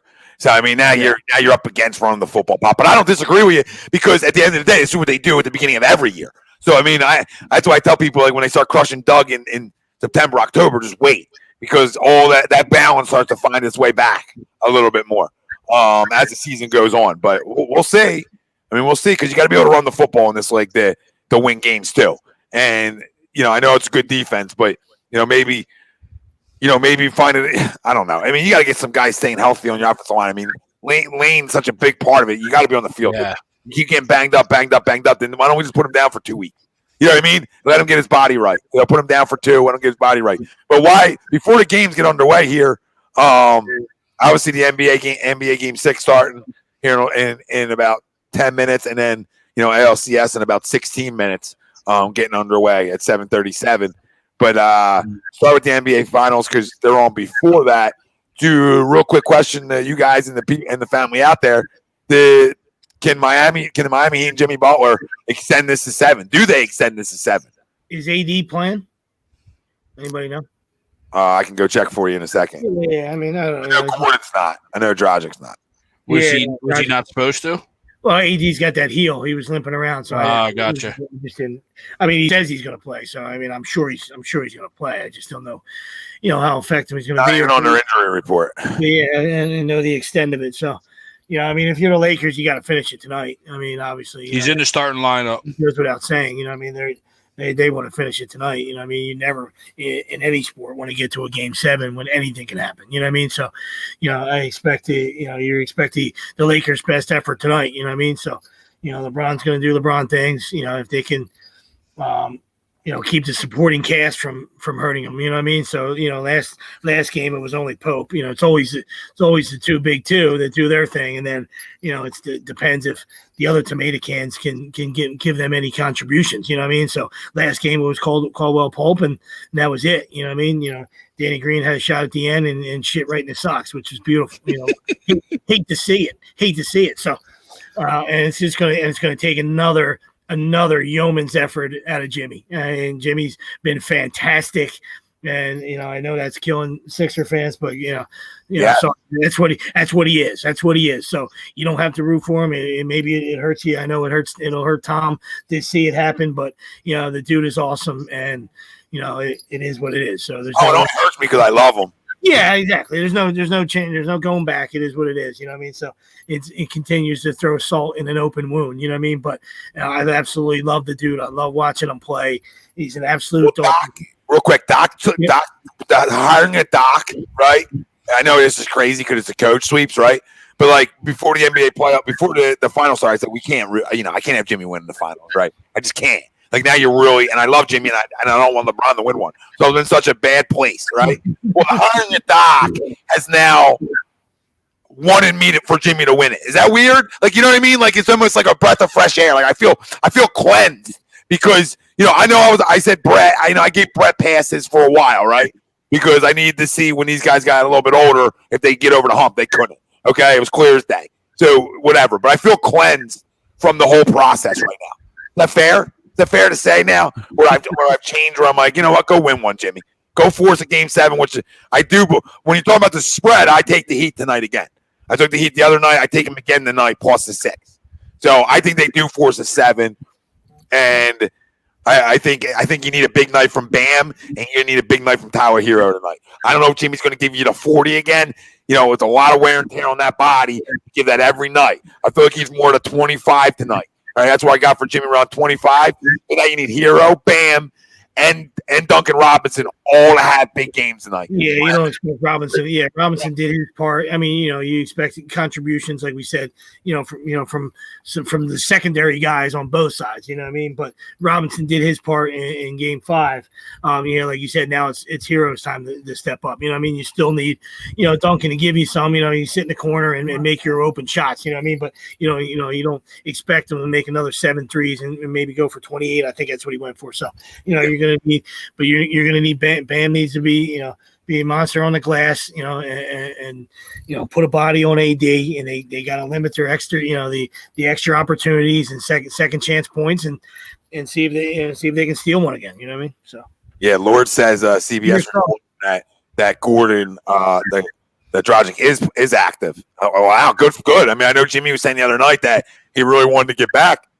ESPN app actually had him out, so stay hot over there. To that, Lord, maybe look it up. Malika Andrews just tweeted out 6 minutes ago that he was warming up with video in the layup lines.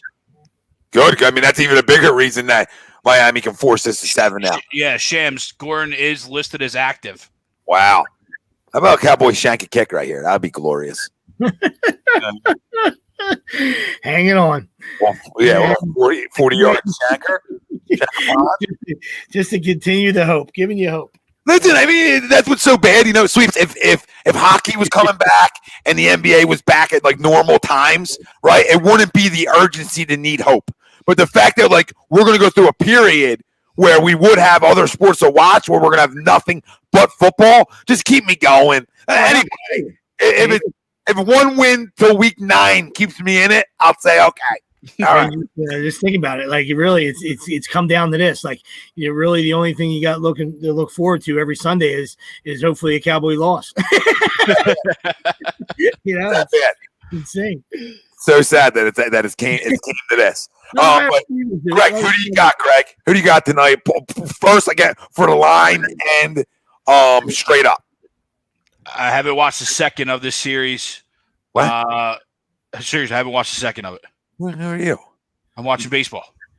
You know what? You have 14 TVs up there. Yeah. You have 14 fucking TVs. I have zero desire to watch this matchup of the NBA Finals. Wow. I haven't watched the second of the NBA since the Sixers got eliminated. Wow. That's a wowie talk. Wowie. But I am so anti-LeBron. So Yeah, let's go, Jimmy. Heat win. So they obviously cover the spread. We know you're anti. We know you're LeBron. We know. Huh? Sorry, I'm stretching my back out a little bit. Well, no, you said we know you're LeBron, and I'm like, whoa. I was gonna joke around and get political there for a minute, and I said, you know what, Tom, hold off, stretch your back out. You need to have fun. 2020, you can't have fun, so I just avoided having fun. The Lord says, watching Jimmy play is like seeing your ex do well in her new relationship. Yeah. Look at her. And you post, so happy for her. Yep. Ended up with Bill Gates. Totally over his skis. 15 cars in the garage. Fucking grotto. Yeah. I see it. You guys got a 12-incher. Oh my God. I'm so glad she landed on her feet. What up, Bryce? Bryce in the house. What up, brother? Hear you, buddy. Yeah. So go ahead, Greg. Finish off because I don't think you did. No, I was done. Oh, yeah, you were done. Yeah, that's enough. Yeah. Yeah, he always finishes. So let's get into Major League Baseball then. My favorite DM buddy on the bump tonight. Snell going for the Rays, and who is it? Framber Valdez. Yeah, it looks like it looks like a YMCA. Like he's back. Looks like the old guy at the YMCA that's got the giant white sneakers on, and you're like, you see him over there dribbling, and you're like, all right, give me that guy. And then he goes and just, dumps in like 15 points. And you're like, how did he do that? Like, just watch this guy tonight. I mean, he looks hilarious. The high top spikes. He's been shoving. It's crazy. It's crazy what they're doing. I mean, we talked about it on our show. When we did the playoff show. I'm trying to say that 10 times. Pre-playoff show about the talent was there. I mean, we just could you've turned the switch on, and they have. I mean, so it's very rare that it happens. But it wasn't like it was 162. It was a 60-game season where whether it was the pressure or stress or worried about somebody sticking one in your ear from the whole trash can gate, whatever it was. They just, they lost Verlander. They didn't hit. Brantley was the only guy that hit all year, and it's amazing to see all these guys wake up now, and it's a dangerous lineup. I mean, and their pen's been great. And then the starters, the guys that they're patching it together with are great. I mean, Greinke's been the worst guy. He's been the guy that's absolute fucking horse piss. Squeaky wheel.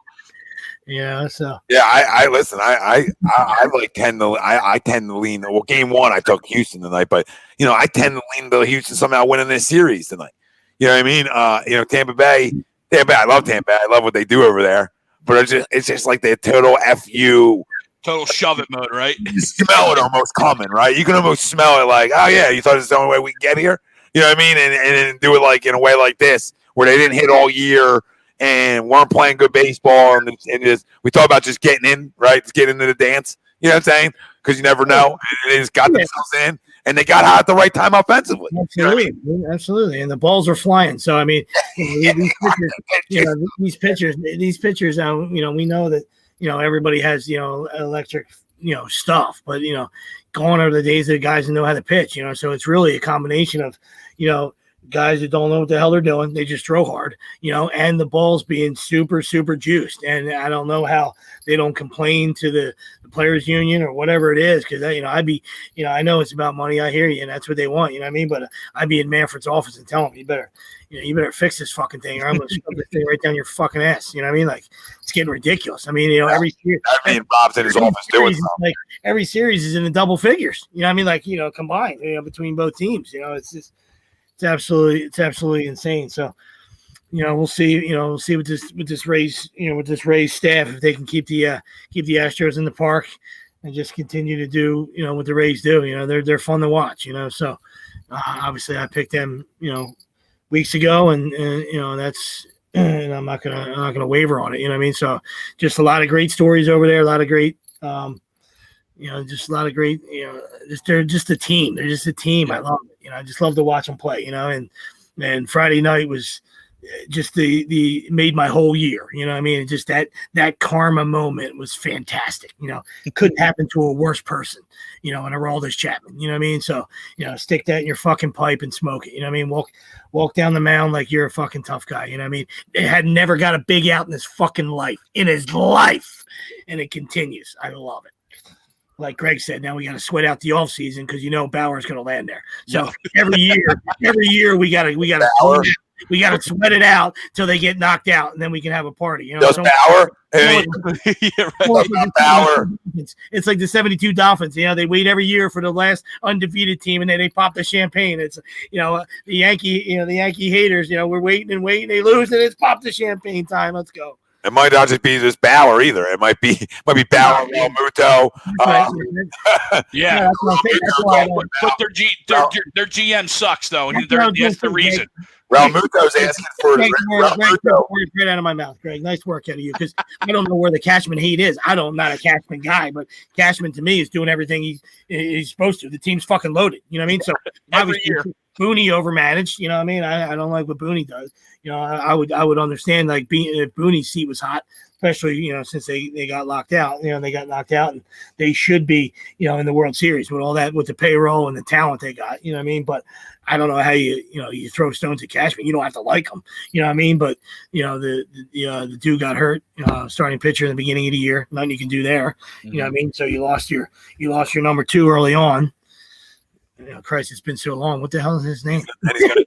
Paxton? Yeah. No, not Paxton. The other dude. They're going to give They're going to give Realmuto. Greg, what's the dudes that they lost? They're going to give Realmuto what he wants to, $200 million. I mean, he's talking about a deal worth $200 million. You're an injury. Ah, shit. They're going to give him that money too. He was the ace last year until they signed Cole. I cannot believe I'm blanking on his name. That's amazing. Oh well. Anyway, so he lost him. You know, there's nothing they can do there. You know what I mean? Like, you know, he signed Cole. We gave you Cole. You know what I mean? Like, you know, they're feast or famine. You know what I mean? So that comes down to the players. You know what I mean? They're either Severino. There you go. They either strike out or they hit a home run. You know, so you live by it and you die by it. You know what I mean? And in Game 7, you know, they died by it on both ends. You know. Yeah. Now the question is, I don't know if you guys saw this, but JT asking for 200 plus. I mean, I thought that's probably where people probably thought he would be asking for. So, you know, 200 million Realmuto's asking price is probably is going to be around there, if not more. And guess who that ties? You know, guess who's in that market now? You know, all the big boys. So we're going to find out. We're going to find out if John puts on his big boy pants for this one. You couldn't let him get there. That was the thing. Like you said, you know what I mean? That was once you unveil that to the public, you know, everybody's is going to jump on that, you know, and that's what, you know, obviously his agent and all, that's what they wanted to do, you know, to drive up the price. But, you know, you couldn't, if you're the Phillies, you couldn't allow that to happen. You know what I mean? No. After the trade, after what you gave up, you couldn't allow, you had 2 years to get it done. You can't allow to get there and then think he's just going to drive around and be like, he's just going to peruse other teams. And you know what I mean? Like, come on. And come back to you. Yeah. It's just like you're this great. Like you're this, you know, they're such a great organization. I just want to be here. I watch my bullpen that you know I call pitchers for get hit all around the yard. So like this is really a point that entices me to come back to. I would have come back against these guys. Yeah, that's what I'm saying. Like, you know, 2 years to offer 6 for 150. You know, I mean, you appreciate, you know, he probably appreciates Harp's effort, and you know, Harp's his biggest fan, and he's got the pom poms out for him, and he wears his jersey, and that's great. You know what I mean? So he's got to love, you know, he's got to feel that love, and no kidding. You know what I mean? But like you said, you know what I mean? You got an opportunity. You know, when you're getting up in your career, you got an opportunity to win. You know, go somewhere where they're not only going to pay you. You know what I mean? But you can win now. You know what I mean? Because, you know, you got to assume that unless you're, you know, the biggest, you know, scumbag ever, that, you know, that's always your number one goal. Yes, is to make money and take care of your family and be financially secure. But when you play this game between the lines, you play it to win a championship. You know what I mean? And, you know, I don't know if Philly's the place. You know what I mean? I don't know how far away, you know, who's to say how far away the Phillies are. You know what I mean? So. They look pretty far from now. If you look at the other teams still playing, they're light years away. Yes and no. I mean, they're let's be real. I mean, let's not. I mean, Greg, listen. I understand. Like they're not. I'm not saying they're ready to be walking down Broad tomorrow. But what I will say though is they are. You know, and it's easier said than done, obviously. but they're a revamped bullpen away from being a team that's a playoff team and should be in contention. I mean, that was obvious in 60 games. I mean, I still think now if you lose Raul Muto, you're not going to hit as well, right? So we already know that. So now your potent offense goes away. But I mean, listen, if you can bring him back, and he obviously understands that about himself too, his impact. But if you bring him back and you can revamp a pen, you still have two. Granted, they couldn't win a game down the stretch, but you still have a good 1-2 punch top of your rotation. You're just figuring out a pen away from being a team that should be able to compete. Easier said than done. I get that, right? But that's what you need to do to be able to compete. That's where you are about that in terms of being able to be not one of these teams that's in the NLCS. I'm just saying a team that gets to a divisional round, right? Has a chance to win a divisional round. They're a revamped pen away from potential. A revamped pen away from being a team that should be there. No, I hear you. I'm not saying wrong. I'm saying in a 16-teamer or in a regular year. You know what I mean? Because I don't know if they're going back to it. I don't know what they're going to do. You know what I mean? So, like the way 16-teamer, yeah, it's a no-brainer. We thought they should have been this year. There's no reason you should be on the outside. 16 teams, obviously, no-brainer. I was talking more like if they went back to even standard, that this team should be in a fight for if they revamp their pen. I mean, from a small sample size of 60 games, 49 games you had leads in. That's that you've given up. So you shut down a couple of them, you're in the mix. So for there, I think you're a bullpen away from being a team that should be able to compete for one of them wild card spots. If you did go back to normal, like compete for one. I'm not saying you know what I mean. You're winning your division. I'm not saying any of that. I'm just saying how close you are to being able to compete. Now, it's not like JT would be signing with a team that's totally atrocious for the most part, right? Where there's no talent, and it's like, why would I want to be here? I'm just trying to hang on to some hope, right? That's all. I'm not saying it's wrong.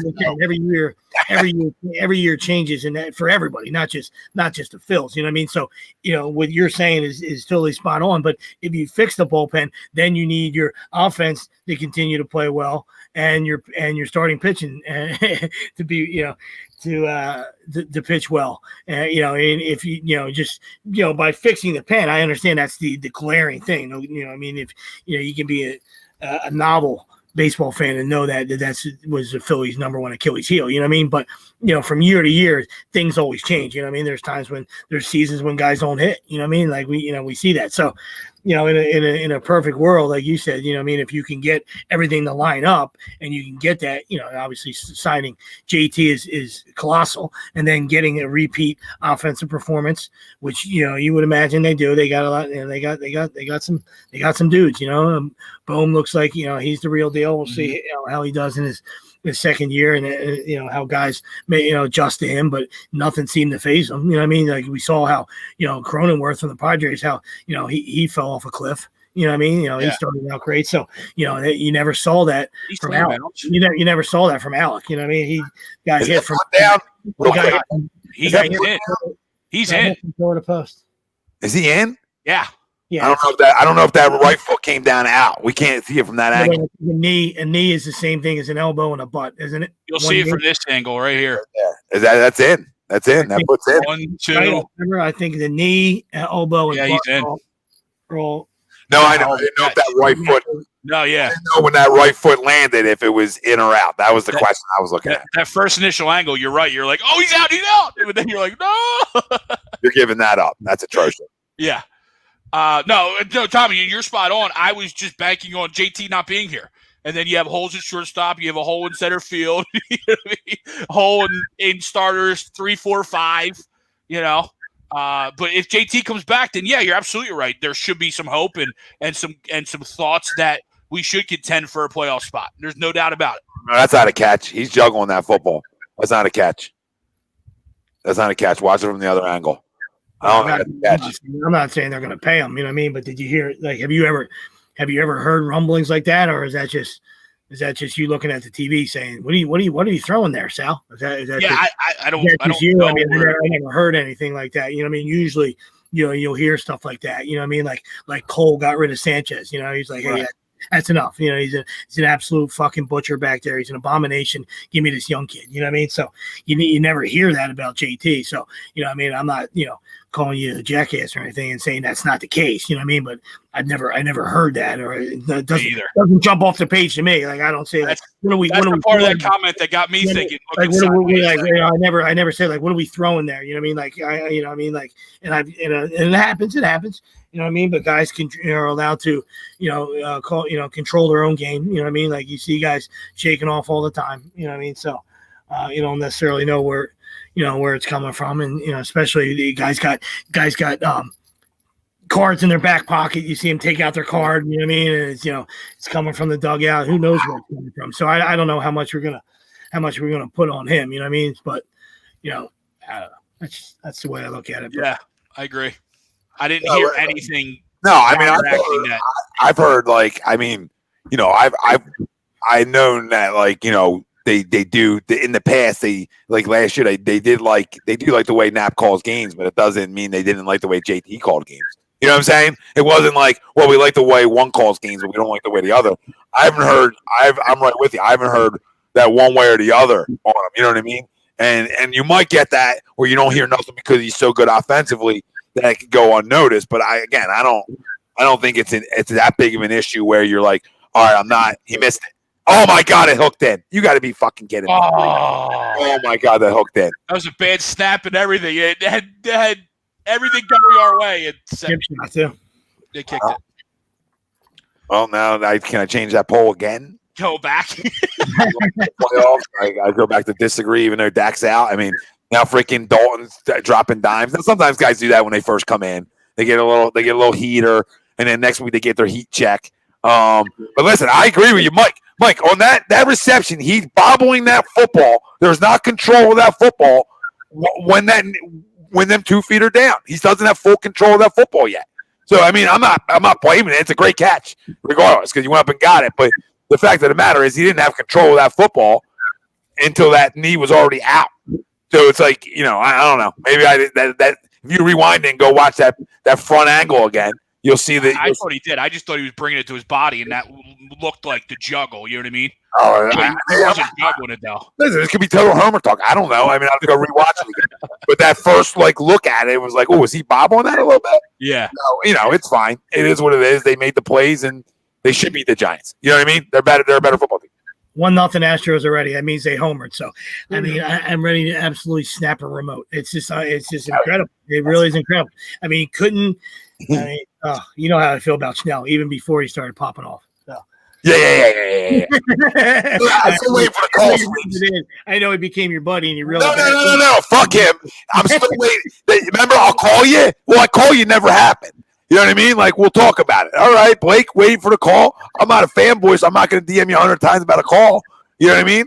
You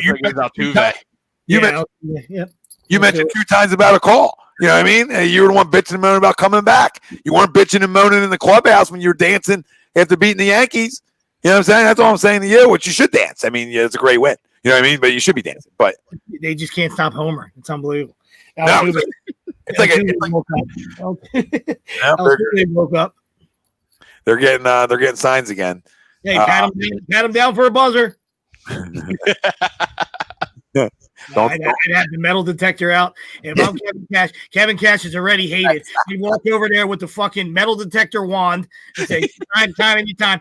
Yeah, how about not one? How about a double? How about like a double? Like, we're not missing. You get the metal detector, and then you get the bug sweeper that the mob uses. Are you wearing a wire? I'm like air fucking traffic control. You know what I mean? Like waving you in. Real quick around the NFL, obviously, Chiefs take their first L of the year against a tough Raiders football team. Honestly, Mike Mayock's done a really good job of acquiring young talent. That's a dangerous football team, in my opinion. The Raiders can be. They haven't been consistent yet, but that's a big win for them. Obviously, you go beat the champs. Look like they were unbeatable. Everybody takes L's in this league, though. But it looked like they're unbeatable, and they go get that win on the road. That's a big win for not only that organization, but 2 guys I like in Mike Mayock and John Gruden. So credit to them 2 guys, because look what happens when you don't put a nerd in there. Like Mike's not a nerd to me. Mike just knows his shit. There's a difference. He's not a nerd. Mike just knows how to draft, and he's done that since he's been with LA. Since he's been with Vegas. Sorry, since he's been with Vegas, like he's done that. Now, I'm not saying he's perfect, but it's the guy who really takes pride in getting it right on draft day, and they've acquired a ton of young talent, man. They really have. Now, he's had a lot of picks to do it with, but just to touch around the NFL, I like the direction that football team's going because I like who's in charge. Yeah, I mean, and listen, when you can run the football, I mean, we talk about it ad nauseum. I understand it's a passing leg, and people like to sling it 60 times. I get it, you know what I mean? But you bring in a back that is a game changer, and a guy's a bruiser that you can hand it to him, 20, 25 times, he can make a difference. You know what I mean? Somebody on AQD said Josh Jacobs was going to be better than Miles Sanders. Great pedigree. Great pedigree, obviously SEC guy, played for Saban. We just love me some Josh Jacobs, you know what I mean? So it opens things up, for Carr, you know what I mean? Like, we know he hasn't got over the hump, you know what I mean? But the guy, he can spin it, you know what I mean? He can spin it, you know what I mean? Yeah, like what it does. Too much, so we don't have to hear from Curly, you know what I mean? But, he can spin it a little bit. Or he's probably in jail anyway. Well, they moved anyway, so it doesn't matter. Now you can't be a fan. We'll put that on them. Like, you're not following around, girls. You're not going all the way around America with the Raiders, wherever they go. Now they're in Vegas. Now you can't follow. You're a loyal guy and say, no, I'm done with you. You left Oakland, which was the place you grew up at, Curly, right? So, place you worked the streets for a long time, buddy. It's got to be hard for them to leave town. But and I don't even look around like you were saying, but it looks like Quinn. Looks like Quinn get it, right? Did Quinn get it? Was that official? If not, they're 0-5. He should get it. I didn't know if it was official or not. But. Quinn? Yeah. It was official. Yeah. Good. So, Quinn, in case you're just joining us, Quinn got it. Long 3 years too long. He finally got it.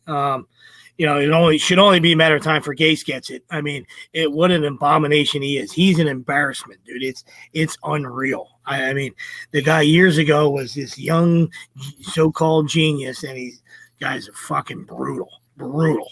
And he's not even an offensive mind. I mean, he's awful.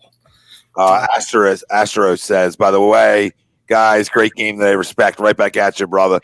Appreciate the little tip jar that you had working there. Real quick, though, before I forget, because I keep forgetting about it. Somebody told me that Miles Sanders was going to be better than Josh Jacobs, and I tried to, hey, calm down.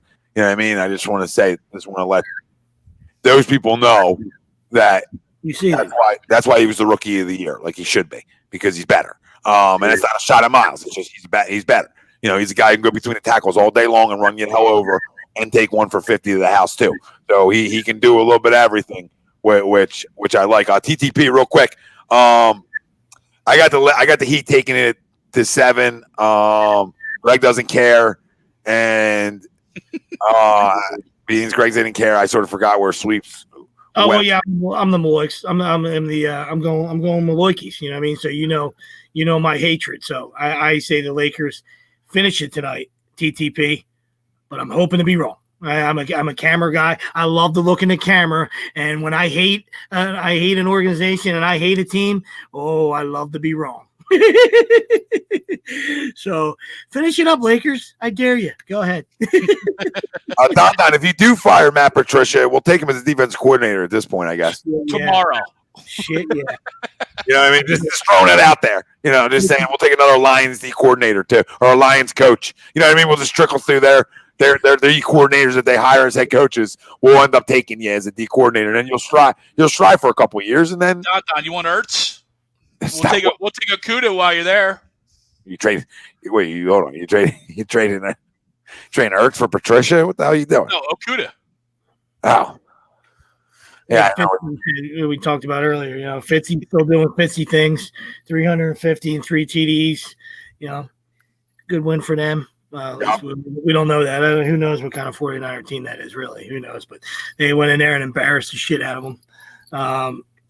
We talked about earlier, Alex Smith. Magic. Alex Smith. Just a tip of the cap to Alex Smith, and 111 yards. Right there. Out there, sacked 6 times. You hold your breath every time. So, maybe a little bit. Maybe those offensive linemen can show a little pride. If he plays next week and maybe keep the poor guy upright. You know what I mean? But just a great story, and absolutely. You wish him the best. You wish him the best. You know what I mean? Just a class act. So it's good to see him out there. It was really good to see him out there. And well, listen, good to see him out there, and I don't think he's going to be sitting down anytime soon either. So, give it a week or two, but I think he's going to make them a better football team automatically. Once he just gets going a little bit, right? Because he's a good quarterback. They got a good defense, right? And you figure them two things will, work themselves well for him, right? And outside of the offensive line, they have weapons on offense. You have weapons on the outside, and you have a good young rookie running back that. This should be prime Alex Smith time, right? Game manager, right? Just get the ball out and move it. But that offensive line, as we saw today, was just, again, is atrocious. Yeah. So it's a matter of if he has time to do anything. Because he escaped the first couple snaps, he escaped like 2. So it could easily turn into 8. Yeah. It was he was able to get pull Houdini and get out of there. So. We'll see. Yeah, you hope he doesn't, have to run for his life next week, and we'll see what they do. It looked like Haskins had a little tummy ache, so he wasn't at the stadium. So that seems like a guy that you want running your organization. Yeah. The old dreaded tummy ache. You know what I mean? Tummy ache with Aaron Donald coming to town. I don't think that wasn't planned. Yeah, exactly. Drink, pop some Pepto and get out there and help your team. You weren't even suited up. You know what I mean? So, if Alex Smith couldn't go, they had to go to Alex Smith. Look like it. But I think the other dude did return. They just decided, hey, listen, we're just roll with Alex. Yeah, I did see him later on the sideline, sitting down, talking to him. But I think at that point you're like, all right, Alex, just finish the game. Whether they go back to Kyle, will they go back to him next week or not, I guess is up to them. But I agree. I don't think he sits down until, he screws up. And Alex Smith doesn't generally do that. No, and I'll tell you one other thing about around the NFL real quick is, Cleveland Browns 4-1, big win today for them over the Colts. Obviously, I'm just going to give you props. I was going to say Tommy's son is 4-1, and in this area, everybody's Hall of Fame genius that has all the answers. And they're still 3-1, and I like Frank Reich. It just becomes ad nauseum around here because that's the first go-to when the Eagles stub their toes. Like, I should have hired Frank Reich. Should have kept Frank Reich. Well, that defense in Cleveland, I was actually Frank Reich's not a defensive guy. Hey, newsflash: Frank Reich's not a defensive guy. Yeah. Sucks. Can't get them. They carry off the field. I can't do that. But real quick about the Browns. The funny thing is, I wasn't even going Baker route. I was going to that defense that they've invested a lot of assets into. Is a big part of the reason that they're 4-1. But the other thing is that offense as a whole was starting to click. They run the ball well. And that's a recipe for their success. And that takes pressure off a quarterback too. And he's got weapons. So, credit to them being 4-1. Credit to Browns fans because you don't get a chance. You haven't got a chance for this in a long time. So, they must be floating in Cleveland right now. I know I would be if I was a Browns fan. All the bad years, right? So good for you guys to see that some of these picks and moves seem to be working out for your organization, especially on the defense side of the football. Which I like some of them guys they got over there. So good for them. That was just one thing I took away from today. And yeah, you're right. 3-2 for the Colts now, sweeps, right? So, smartest guy in the room is 3-2. So, and nothing really else like surprising, really on around the league besides obviously the Dolphins ass whooping. We all know what the New York Jets are. That's disgusting there. And, obviously losing to the Panthers got, Dan Quinn officially fired and out of there. But besides that, everything really by chalk today for the most part. Outside of we'll see what happens tonight. See if I don't expect. I like the Vikings, honestly. We'll see if they show up on prime time and see what they can do. You know what I mean? But not the win though. I just like the Vikings version. Keep it close. I understand. But, Russell Wilson's a prime time player, and the MVP front runner in the first 4 weeks. So we will see if he can continue with that, which, you don't expect him not to. That Vikings defense hasn't been, even though they picked up Ogunwusi, they have not, they have not in a Mike Zimmer's defense. That's not like them, So tonight's a huge test for them if they want to, try to fix their season. No, absolutely. That's for. Because even with fans, this place hasn't been the 12th man, as it was a long, long time ago. You know what I mean? Where it was, an automatic L for anybody that came in there. That's not the case anymore. Now, no, the L comes from Russell, not the defense, right? Like you were saying, like the L's going to come from Russell just being Russell and being a primetime cat and one of the best in the league to do it on primetime. That's how they win football games now, which is funny because you go back and, like you said, you look at their recipe for success over his career. It was not game manager, I don't want to say, but they won by their defense. They won by running the football in their defense, and he grew into being the guy who can do it all. And on the field, out there, you're going to be in a football game, which is crazy, right? Like even though their defense to me isn't like Bobby Wagner's stud, and there's nothing else on that defense that I'm like, yeah, man, I want that guy, right? Anymore. So. Is that like Adams when he's healthy? Yeah, sure. Oh, Jamal. Sorry. He's hurt 2 weeks in a row. He's not. Yeah, I forgot he was. Honestly, I drew a blank. He was even there. But no, you're right. I mean, that was a recipe early on. Was the defense and running the football with Marshawn, and then he just had to make a couple great throws, make a couple great plays per game, and kind of get out of the way, you know what I mean? And that's nothing against him. He didn't have to be, he developed into the player he is today. Yep. When they started losing the Legion of Boom and Marshawn left and they weren't the same team they were when he first took over, then he started to shine and showed everybody, hey, listen, I can carry this team, You're 100% right. And guys had issues with it in that locker room, right? People were calling them. There's some Uncle Toms that, the Legion of Boom, they weren't getting along well. There was a lot of stuff going on there, and he shut up a lot of people. He really, truly did on and off the football field. Class act off the football field as well.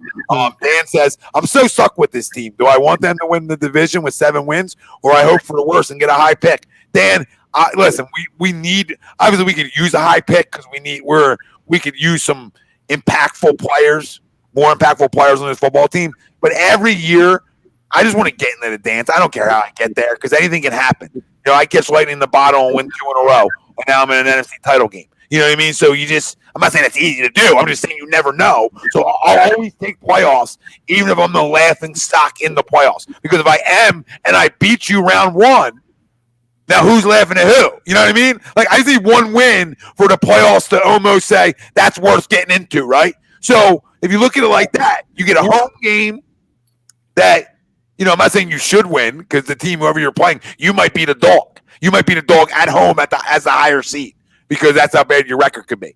But you still do get in, Dan. I know. Listen, we got to be good enough to draft talent at 20, right, in 21. We got to be good enough to hit those picks and not have to beg for a top 10 to be, we could be good enough. And for a team to go to the postseason 4 straight years, I would take that because that's a sign of, like, no matter how you get in, I think you get a bigger effort today if, like, say the Cowboys play before you and win, and you need to win to keep up. Your defense might play better than that. That's how weird this league is. You know what I mean? And weird this team is. This team needs like a million things against the wall to win games. Like, they're the worst team ever. We all quit on them. We're all jumping, and they go win a game. Yeah, no, you're right. And like you said, we've seen it with the Ravens that year. A magical 6 seed. Joe won all those road games. Was able to, put together one of the best. One of the best postseasons of all time. I understand the defense and the running game. I get it. You know what I mean? So, but you saw that. Nobody wanted to. What a run they put on. And then obviously you change sports to baseball. Look at the Astros. You know what I mean? Like we know they're talented. I'm not comparing the talent they have to what the Eagles have. That's not even close. But you still have to turn it on. I mean, they got a seat at the table. I mean, if somebody, they could easily be home right now and not get in. I mean, you see once they got in, they're kicking doors down. I mean, they're 4 wins away from another World Series. So an Astros is not an Eagles fan. He said, how are the Eagles a laughing stock no matter what? Playing good ball with a hell of a lot of injuries. No, I mean, fair. I'm just not an excuse game, so I don't want to sound like that. But we're coming from an outsider. I agree with you to a point. You know what I mean? I agree with you to a point. Not fully because I can't put everything on injuries. But it definitely sure as hell doesn't help that this team's always freaking banged up more than any. Like, we're getting carts to the locker room. I don't think I seen one guy go down for Pittsburgh today. You know what I mean? Like, we got, I think we had 47 cart rides to the locker room, and not one Steeler, I don't think it was even down for, exhaustion. You know what I mean? Like, what the fuck? Well, Johnson, I only know that because he's on my fantasy team. I think he got bent backwards or something on the punt or something. Oh, yeah, early on. Yep, you're right. Yeah, I was like, oh, that's my guy. Look at him. I see him. He's grabbing his back. I'm like, drink some milk, dude. You're hurt every week. You know what I mean? So, yeah, he was the only guy that went down. Yeah. Go for him. No, listen, you got to go. You got to go whole milk, babe. You can't even go for percent. You know what I mean? Whole or nothing. Or get on a titty. You know what I mean? One. Bryce says carts, bro. Facts. I mean, every time you look up, is that another guy go? Is that Duke Riley on a cart too? How many fucking guys can get on a cart today? And we're not golfing. We're on a football field. We're running. Everybody's on a golf cart. It's truly amazing.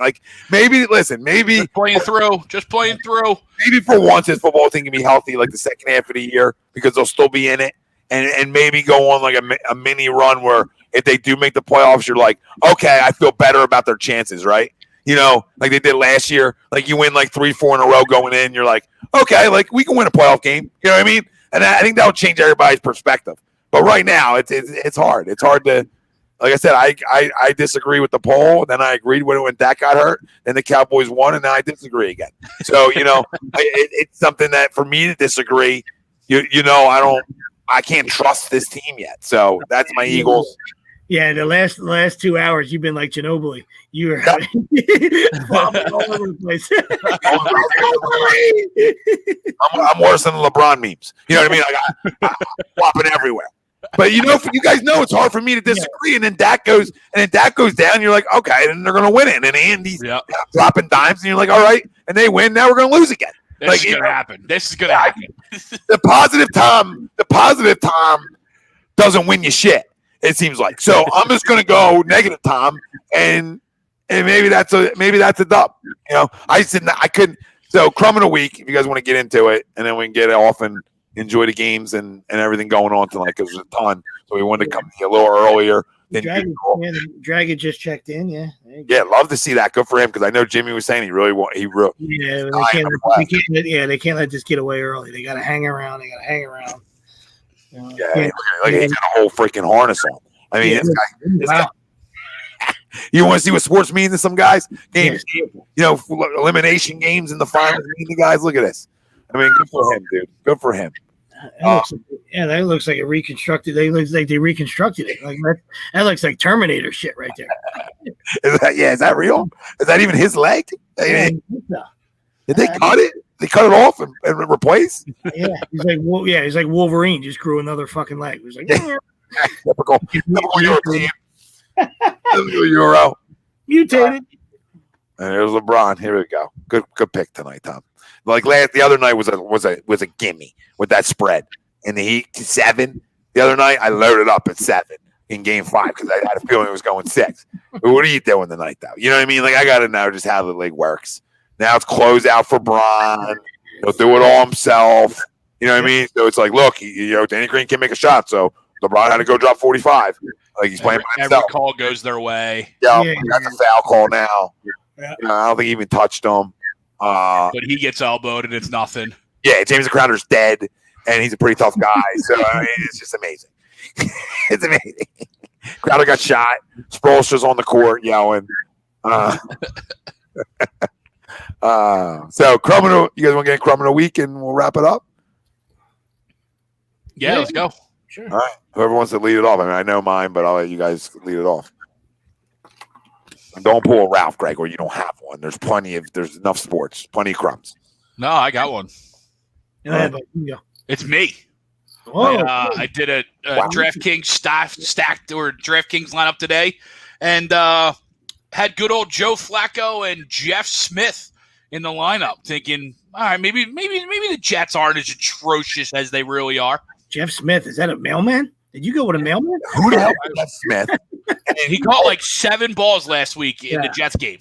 So what? You're your Uncle Adam Gase then? So you believe it was all Darnold and no Gase? No, no. I completely understand and think Gase is a re-ray, but I just thought that they would shock, Cardinals coming cross country, and then they torched them. So good pick out of me. I mean, the Cardinals are coming off a loss. Coming cross country. Well, I had a little faith in the Jets today. Yeah, I didn't. Arizona's a really good football team. They are, and they showed today. I mean, how number one wide receiver looks. I mean, Murray that ball to Hopkins for the touchdown. Oh my gosh, great catch, dude! It's a great. It's just like this guy. Just no matter where you put it in that area, he's catching it. It's just amazing, and it's like wow. We thought today. It felt like we had that kind of guy, right? Right. Like it was like, oh my god, everything you throw. I mean, guy catches everything. Oh my god. And we obviously found out that Kyler Murray made the correct decision. Choosing football over baseball. There's a bunch of baseball guys here, though. He made the right decision. Oh, I said that to my kids the other day, by the way, too. Well done out of you, because I said that to my kids. I said, looks like Kyler made the right call. Yeah. Especially the way quarterbacks get paid. You know what I mean? Like, he got a big, the A's offered him a ton, obviously, because he was like, maybe 9th overall or something. But, when you play the quarterback position in the NFL, we know that fucking tomato cans get paid. Everybody that fucking stands on, everybody that is under center gets paid a ton. Yeah. Sammy Sleeves. The list goes on. Kirk Cousins. Yeah. You like that. Every tomato can known to man gets, that's Jimmy G. That's the position you want to play. You're gonna get paid. And you're gonna get paid handsomely. So yeah, I hear you. For me, it's gonna be Tom Herman of Texas. 45-44. You go for the win. It's double overtime. You're in the Red River rivalry. I hate when guys leave their fucking balls in a fucking purse. You know what I mean? Like, you're rolling there. You're offensively, you're playing well. You got them on their heels. You take a shot at the win right there. All right. These guys, they want to get to third overtimes and fourth overtimes and just expect, miracles to happen. Right. You got a shot. You're 2 yards away from absolutely embarrassing Oklahoma again, a third straight loss, a Red River rivalry, and you can break their back right there for recruiting, for what you're trying to do, in Longhorn Nation, and trying to turn that program around and go in the right direction. You get Sam Ellinger's playing fantastic. You put the ball in his hands and you take a chance. All right, and if the boosters and you lose, you lose. All right, you tell the boosters to go scratch and go fuck yourself. All right, you play to win. Stop playing scared. All these guys coach scared, and it trickles down to their play. It trickles down to your players. All right, I can't. Drives me up a fucking wall. Couldn't agree with you more. And obviously Chapman. I'm just going to say that again, Chapman. I love this thing. I thought you were going. And when you said Tom Herman, I'm like, whoa, who is that guy up there? Did that guy not sweeps? I already ripped Chapman's fucking punk ass earlier. Yeah, I'm gonna go. I was thinking I wasn't gonna go this direction, but I am. I'm gonna give this to Jim Schwartz today. I know we harped on it, so it won't be long. You know what I mean? But it's just no adjustments. Like again, when I'm making audible calls at home and for my defense, and you can't make it. You can't make them audibles there. Like I'm waving my hands with audibles and you can't see what's coming and make some sort of adjustment. If it's going the zone, if it's trying something else, right? I mean, all you did was stay in man. I love man coverage. I'm a man junkie, right? I love man. I love guys going one-on-one with guys and you got to beat me, right? But we were getting beat around. I mean, our best man guy got a little exposed today, more like little play Slay than big play Slay. Right? So that's going to happen. But again, now I got to adjust as a coach and adjust on the fly, adjust at halftime as I'm getting my doors blown off defensively. Maybe an adjustment at halftime to say, hey, maybe a little zone, maybe drop a little bit more guys in coverage since they are, maybe rush 3 once in a while because they are trying to get the ball out of their hands and do something different that I can sit on a damn couch and say, I could try this. And this is automatically going to make your quarterback think a little bit more. right? There's zero adjustments made. And I'm not Uncle Monday morning quarterback adjustment guy, right? I don't like harp on that stuff, but unless it's glaring. And this was glaring. And then you allow a guy who would have had his 5th touchdown of the day get his 4th. You know what I mean? And we know what the other touchdown that was called back. So we allowed this guy to get 4 touchdowns, really 5. And on that 4th, we made zero adjustment. We actually went worse. We actually tried covering him man with a linebacker. Is this real fucking life? Yeah. Stubborn mules. Fucking stubbornness. I hate stubbornness. This guy's walked around the Novacare complex, fucking Uncle Stubborn, all right? He's not going to stubbornness sometimes, okay? Sometimes you're allowed to say, you know what I thought was going to work today fucking isn't. Sorry, I had to come back. No, absolutely. He's a toe walker. He's a toe walker, buddy. That's what he does. You know what I mean? Like, you know, he's thought is for as long as he's been cooked. All right, for as long as he's been here, he's like I said, he looks at himself as a second head coach. You know what I mean? So that ego was never left at the door. And like I said, just because they were able to the hoist of Lombardi, he just kept getting giving a reprieve and a reprieve. You know what I mean? And the defense did get stronger as the years went on. You know what I mean? As the season went, you know what I mean? Second half of the season, they always got stronger and they seemed to play better. So, everybody just forgot about all the other stubbornness and being the smartest guy in the room. And then, when you get exposed like this, in these 5 games, he's been exposed every week. Yeah. You know what I mean? Every week in a different way, in a different fashion. You're right. Yeah, your only win is to hang on last week. I mean, you saw it this week. You know what I mean? I understand that, we know that the clock didn't start. It seemed, on the onside kick was a little bit fishy, whatever. You know what I mean? But, then they forced the 3 and out, whatever. But they went right down. You know what I mean? CJ went right down, and you as an Eagle fan, you had to hold your nutsack right there at the end. That you thought, here it comes, here it comes, here it comes. It come too. But listen, I'll tell you this: what do we go like? When you coach, sweeps. Everybody knows this. They know you coach, and know I coach, and know Greg's coached.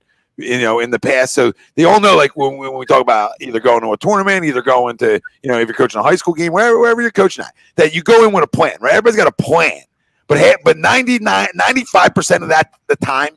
You're ripping that plan up because the game doesn't go maybe the way you assumed it was going to go, right? So a lot of times you're ripping the plan up and you're going off your feel and your gut in situations, right? And does it always pay off? No, I'm not saying it always does. I'm not saying it always does. But you go off of how the game's going, right? I feel like these guys at the professional level, not just him, like all around, are such stubborn jerk-offs that they can't adjust sometimes because they just believe in what got them there, and that goes for coaches, players, etc. Right? You believe so much in what got you there to that point, and what's been your MO as a coordinator, etc. That you never want to waver from it. Well, that's what drives me crazy because every great coach can go in and say, you know what, this is what I'm playing here, this is what I'm doing here, this is my next guy in, whatever, pitching wise, and you get there and you're like, next thing you know, your second baseman boots a ball, and you're like, all right, maybe I can't keep him there. You know what I mean? Or boots, you know what I mean? Or something like that happens where you got to make a little adjustment there, even though you go in thinking it's going to be clean. So shit happens all the time. So you're getting picked on. You're getting picked on all day with stuff out of the hand, quick and misdirection. So newsflash, just make a change. Nah, just like you said, you need Herman Boone to come over and be like, "Hey, they don't get across the line of scrimmage the rest of the game, or I'm coming to call plays for you too." But I mean, to Tom's point, I mean, everybody has a game plan until they get punched in the mouth. Yeah. Right? I mean, that's just that's an old saying. Everything's peaches and cream until you're picking yourself up off the canvas. You know what I mean? That's when it's time to say, "Oh shit, I better figure this out." I mean, this guy hits hard.